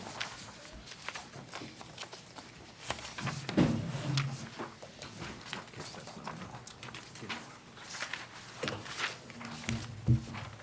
While that's going around, Mike, could you refresh my memory and everyone else's about the piece of equipment that we own with Camden and what implements that has on it that we could use? We own, originally I was told it was 50%, but then I was told by Camden it's a third that we own. It's a sidewalk. They used to use it originally for a plow. They've updated it to, I believe, just mowing now, and sweeping. So it has a sweeper that we own, the third of the actual sweeper. So we own the sweeper and the piece of equipment, the tractor. We don't own any of the flail mower So- part of it. So why would we pay somebody over there $400 to come over here and do it? If we own a sweeper? We don't own all of it. We own a third of it. Well, when they want to use it next time, ask them to ask us, you know? I mean, to me, it doesn't make a lot of sense for something that we own a third of, to have to pay to use it. That whole thing was before me, and there never was a good contract about who pays for what. Yeah, me too. And Yeah, when we'd go to borrow it, we'd end up rebuilding the sweeper. And it's, you know, they've come and done a bunch of work as far as mowing roadside each summer. Ken, if we could, just before we go to the Pathways Reserve Fund, quick question on the lime kiln restoration stuff. By not doing that 39,750, are there any safety issues that are not being addressed?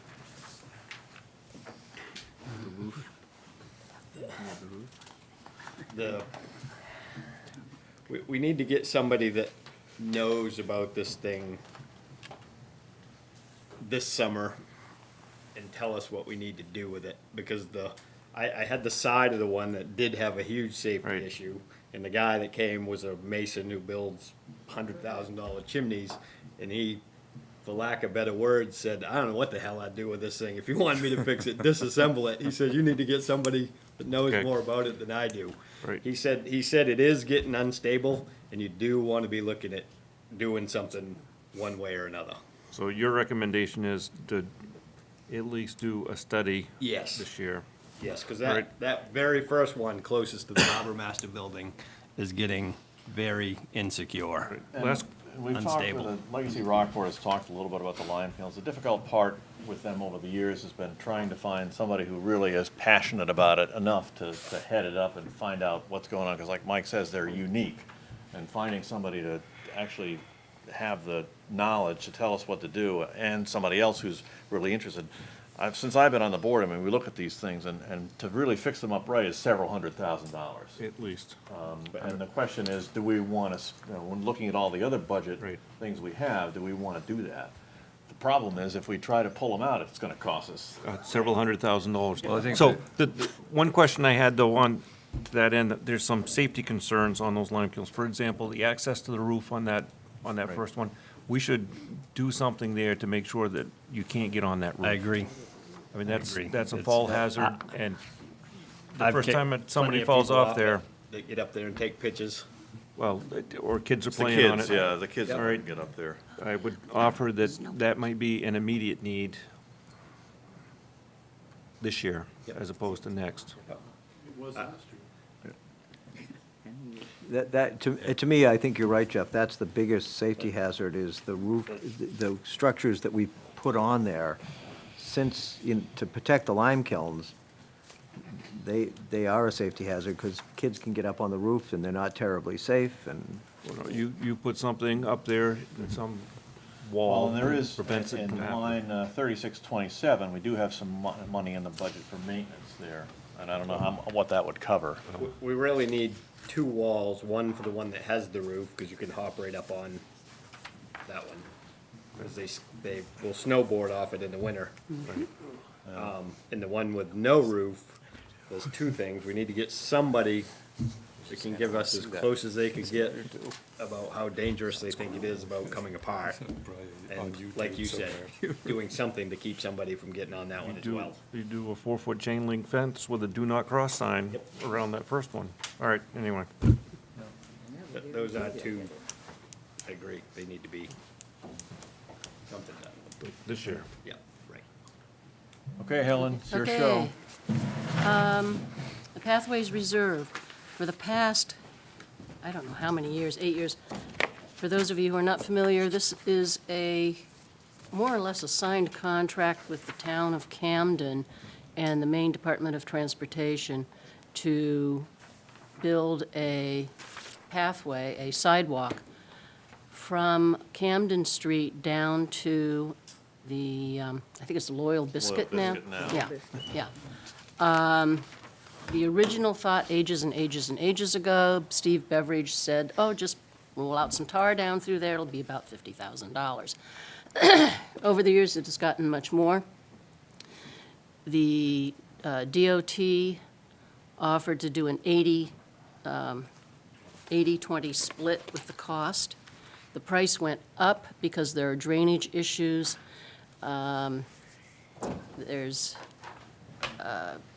They're putting in a pedestrian crossway at the traffic light into Hannaford and the mall there.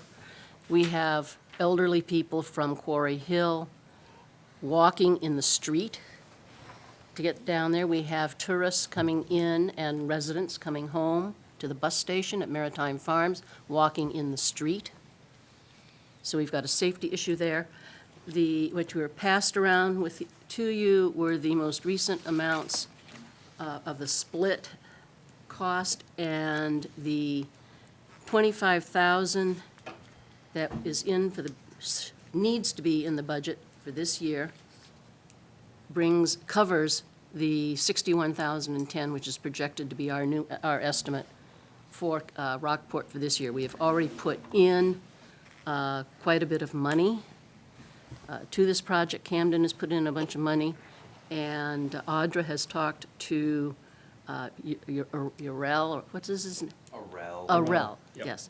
And he's fairly certain that if Camden will merge or bring together their downtown project and the Maritime Farms project, so that they are they're bid separately but done at the same time, they can cut the cost. Together. Yeah, The projects would be done separately, but they'd be bid together. Bid together. Potentially lowering costs. Lowering the cost, then the projected costs in this last column could be met.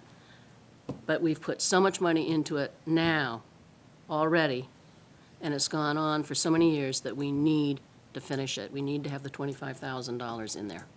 And if I can just build on that, because I'm also on the Pathways Committee, and we've been talking about this for a while.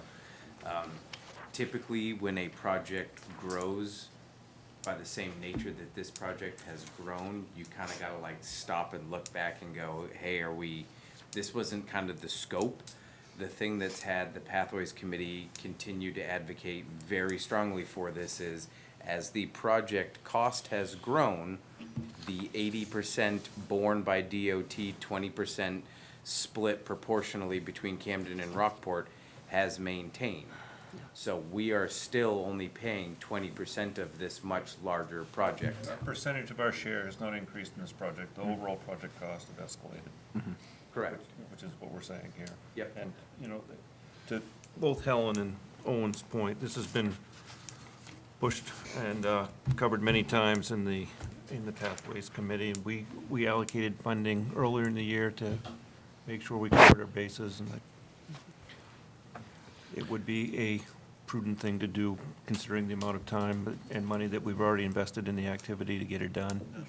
There's a number of people that walk from the bus Well, all you have station. to do is see somebody dragging a suitcase up Yeah. Route 1 in the winter, and you know what's Every going on. day almost. This goes back to the time when I was the liaison of the Pathways Committee, which was a long time ago now. It's been around for a long time, and I think it's really gonna improve the the gateway to Rockport and that area in general, and it's gonna be The other helpful gateway to for the residents, yeah. Yeah, yeah. One question that I had, when we were doing, I think, the internal control policy, and we got talking about the reserve accounts, with the Pathway Reserve Account, if you look at what its purpose is, it looks to me like that money could also be used to repair sidewalks around town. Is that true? Yeah. So, It has been earmarked for here for Right. several years, but. but if we had to, if this project, for whatever reason, didn't go ahead, that money could be used Oh, yeah. to repair other sidewalks around town. Okay. So I- for some reason, if the plug got pulled on this at the last minute by the state, we'd have.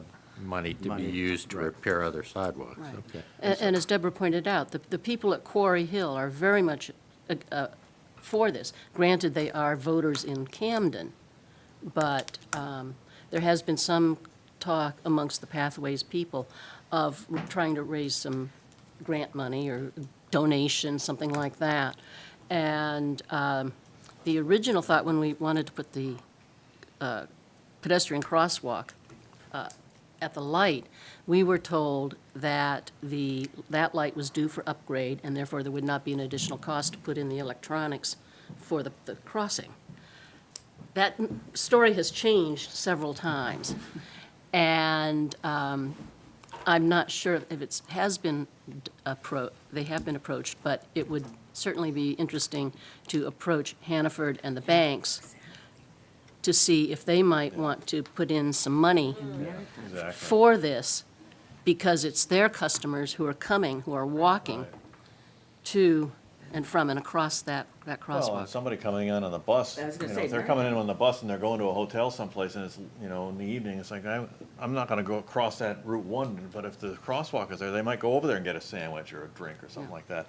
Can you guys enlighten us a little bit? I know the project was bid out and then the bids came in well higher. Yeah. How confident the Pathways Committee and the folks in Camden who are managing the project that the bids will be okay this time? Audra and Orel seem to be pretty Yeah, I'd agree. confident, It- yeah, It had a big bump there once. yeah.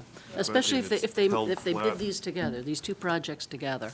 And I also think, I think that they're possibly on DOT's end, they didn't, because the project grew, they maybe didn't put out their bid specs. There was maybe some ambiguity in some things, and so it was a hot construction market. There was some ambiguity about it, so quotes were coming in much higher than anticipated. So Yeah, and then there's the Camden Street intersection too. There was a whole question as to whether that should be bid as part of this project or as a separate public works project for Camden, because that was a significant cost. And I think they've taken out the blinker light for Quarry Hill to the motel. We're doing our best to try to make sure that it's not, that we're not being silly, that Yeah. we're not trying to get the Rolls Royce of sidewalks here.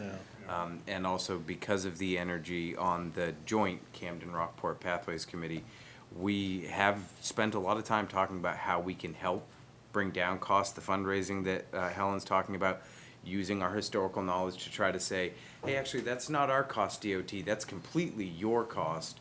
I think the one thing that was just kind of holding us back from really actioning some of these was ensuring that both towns were still committed with budget monies. Once we know that our share is there, we're poised to try to start seeing if we can. I'll be the devil's advocate and pull a Doug here and ask what type of factoring of maintenance and who pays for the maintenance in the wintertime for the plowing and the sanding or salting. Once or- a sidewalk's built by DOT, even if DOT built the sidewalk the whole length of Rockport, they give it to the town. That's now your Okay, sidewalk so- to plow. What's that cost gonna be and who's gonna pay it? What That's percentage? a good question. And- Because and- that's and something that you know. We should probably talk to Camden that while they plow up through to their section, will they finish And I, this one? and I don't disagree that we need one, I'm just saying No, right, Oh, yeah, that it's- we it's don't think of legitimate. those things when we go It's a forward. sidewalk that's gonna have to be plowed in the Yep. winter to take advantage of why it's being built. Yeah. Yep. I mean, and I mean, they're gonna run their plow machine down their part of that sidewalk. It seems, I mean, we may have to throw them a few dollars or whatever That's- to go that's the what- extra mile or whatever. Yeah, I do it guess now I'm a when they go little have their bit coffee break. surprised because yeah, obviously I haven't been involved in this and Jeff said there was this big bump all of a sudden in the cost. And I sort of thought that was a stake in the heart of the project, but apparently, Well, the Ah. 80-20 match is hard to. Yeah, Yeah. hard- it was hard the to turn that 80-20 down. one Yeah. patch, plus we'd already had some money from both towns invested in the project.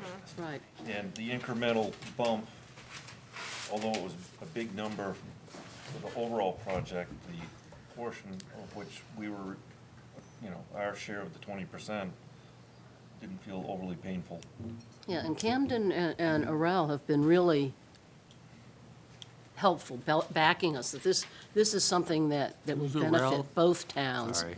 State State. DOT. He's the state. Much to our surprise. Yes.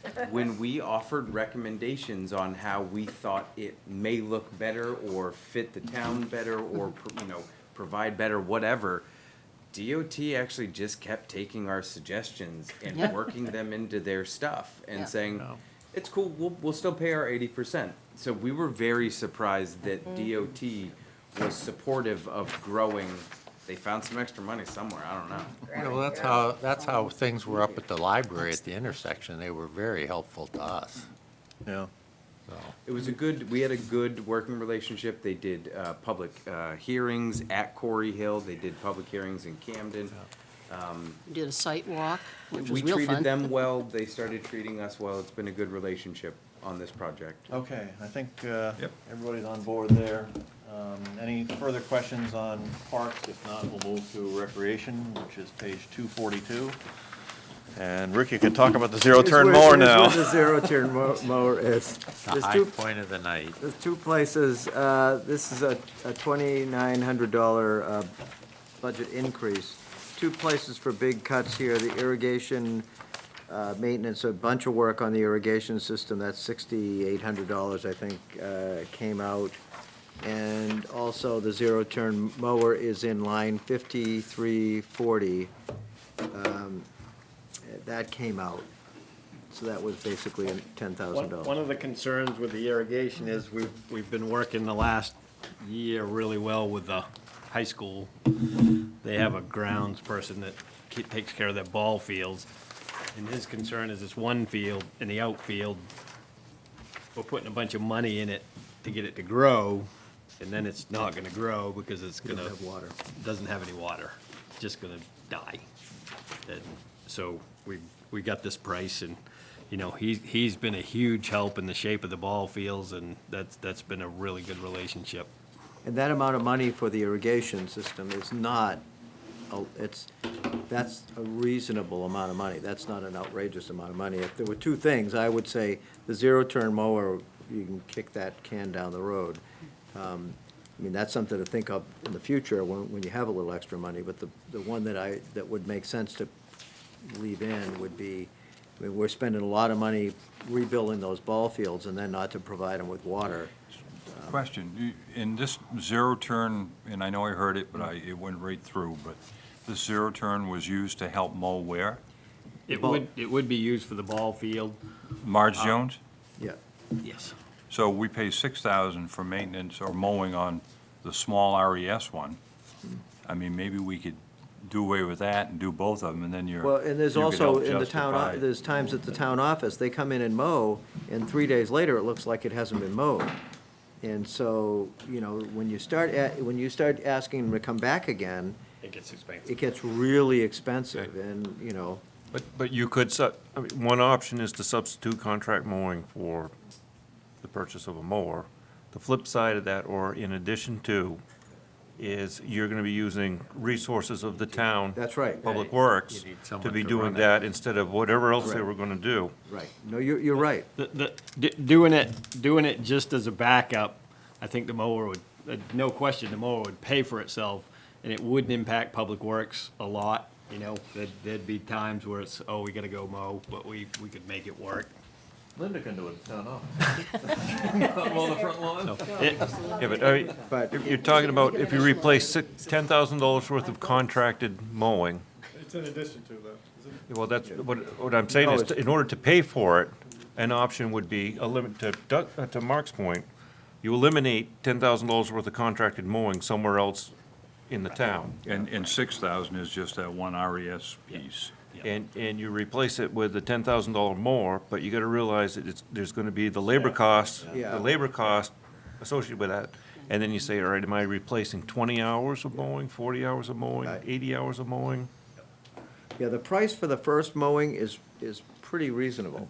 But The first, when they come around once a week, that's a reasonable price. And, It's- and it may not always, you may not always be able to get them when they want, because the ball fields are, we got a game tonight, and it's. You would, have 'em. see, you'd have to replace dollar for dollar in year one in order to make this viable. Year two, you're gonna start doing better, because you've already bought your mower in year one. So now you're only incurring town labor costs, but then you've gotta flip the value of the town labor cost with the cost associated with mowing, and say, all right, should my public works folks be doing, for lack of better words, higher value-added work as compared to, some of the more traditional contracted type services? Yeah, because, the guys that are out mowing the ball field aren't making the same rate of pay as what we're paying our highway guys. That's what I mean. Yeah. I mean, But we thought it would be cheaper to go ahead and just have them, for 6 weeks, come in a few, an extra time a week, and the cost was, they don't want to do it, because it's, Messes up their schedules. It messes up their schedules. Yeah, well, no, but it messes up they're busy. They run every day, there's a good day, they're out mowing someplace. And, It would probably take 2 years to pay for. but that's one of the biggest complaints we get is from the ball fields, is that they're not mowed. Well, they mowed 3 days ago, and you go out there, Sometimes they mowed the day before. and it doesn't look like they got mowed. Just wait till you put in the irrigation and the Right, fertilizer. yeah, right, exactly. Okay. All right, Goodbye, well, goats. Deborah, I think, had a question, and then Owen. Yeah, could somebody talk about this Rockport Beautification Committee request for 10,000 for work at the Route 91 side of RES for signage and What landscape? line or not item? That's you. It's 3090. 3090. It's over in the, This was just the committee, would like to do some work in that area to beautify it. Wait, where is it? I I don't thought know. 3090 was I the don't ball know field. where they got the number. I think we could do some beautification. It's with landscaping and $1,500 or $2,000, I think we could make that intersection look, look a lot buy some flowers. Do the 80-20 rule on that. Do you- right, not $10,000. No. Right. Right. I think, I mean, and with the things that, Doug, that we've been talking about with the economic development and stuff, I mean, to put $10,000 into it right now doesn't make a I lot think of for sense. $1,500, you could probably make that corner look a lot nicer. so there you go. You fix that up for little and get your mower. Yeah, right. Yep. keep it mowed. So the- there's a line that we can look at, Yeah. and Owen, This is, I guess, a question for whoever is the select board liaison to recreation. I think that's Jeff. Yeah, I became that person a couple of weeks ago. So have you had an opportunity to talk with the rec committee about Not at this at all. all? Not at all. Because, just very brief historical stuff, I won't belabor it. Marge Jones was kind of falling in disrepair. It was a whole town push with the 5 towns, leagues. Mike, Rick was out there with a stinking rake, helping us out with it. So there was a good push to try to stave off any issues at Marge Jones. We had teams saying we're not gonna play, it's a safety hazard. So we as a town invested a decent amount into that resource. And though I'm happy to see that there's some money for the Babe Ruth field and the Little League and the softball field, and that some, there's general repairs and maintenance, I wouldn't wanna see that investment we did 2 years ago, isn't maintained. Those fields can degrade pretty quickly. The leagues are trying to do things, tell people how to maintain the fields after a game. When they rake them out a certain way so you're not losing material, you're not making divots and everything. But I would hope that maybe at some point we could talk with Recreation and make sure that they are comfortable with the amount set aside for this, or I don't know if you've had an opportunity to talk with them, Mike, or what. Okay. So, no big general recommendation here, just, I mean, 20-something thousand dollars into it about 2 years ago to bring it back up to snuff, and, you know, keeping that money in there to maintain it and do the painting and do the chain link fences here and there is a good thing to do. Either that or select board makes a decision to sell it. You know, but for right now, it's our asset and we gotta maintain it. Quick question on RES rental, they're showing $400, do we really think we're gonna get that? If they have a big event at the harbor, they're required to rent Oh, RES okay. for parking. Okay. I feel like the boat show or whatever, or home show. So it seems to me that It's we in could, Rockland. just as a suggestion, we can talk about this the next night, we could probably take money from the 10,000 for the beautification and put it in the irrigation system and come out with a wash on this. No pun intended.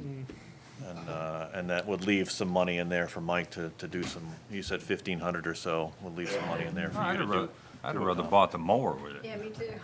Yeah, well, in my mind, I think the mower, should keep that in our hat for a discussion in another year.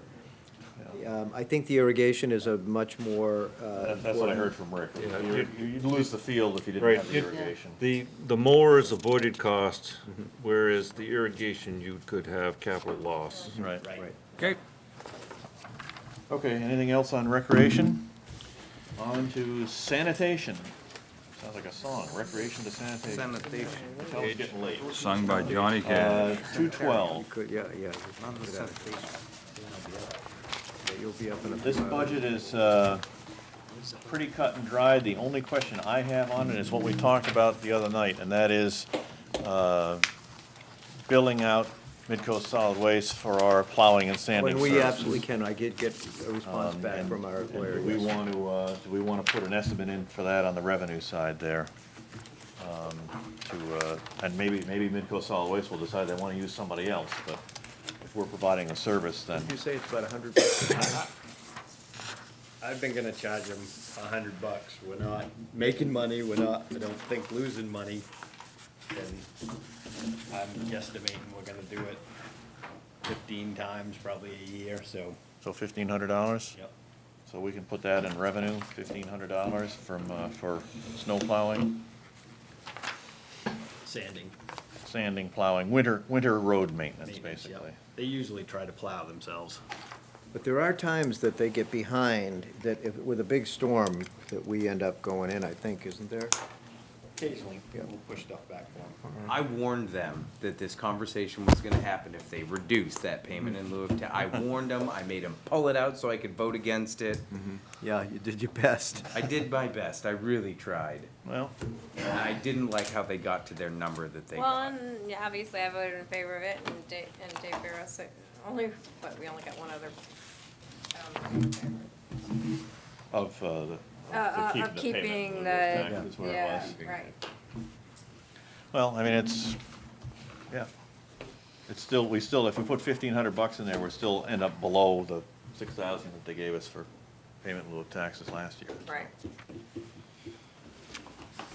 Other than that, the assessment is what the assessment is. I don't know that there's much we can talk about here. What are there other things, though, that we do for Midcoast Solid Waste that we could, I mean, the whole point here is. There may be, yes, we bill do for some anything that we mechanical do work them. for them sometime, and, you know, sometimes they're over there all the time, and then they'll go 6 months, we won't see them at all, or sometimes they'll show up and wanna put a dumpster in that building and have the guy come weld. But the point is to pass on that billing, anything that is not Oh, the yeah. typical tax, to pass that on, so. So we got 1,500 for maintenance. Should we throw another $500 in there for miscellaneous stuff? Is that a reasonable estimate? Yep, that's reasonable. All right, good, we got above the 6,000. So we're back to the 6,000, we made up the And difference. just to teach them a lesson, we'll throw in another. No, well, that makes sense, I mean. Yeah, but they may start billing us for accounting, you know, I don't have I don't have a clear-cut answer as to Well, that whether gets or not. billed back to the whole organization, Yeah, they of can't which bill us for that. the accounting, the Camden charges the Midco Solid Waste Corp. For bookkeeping.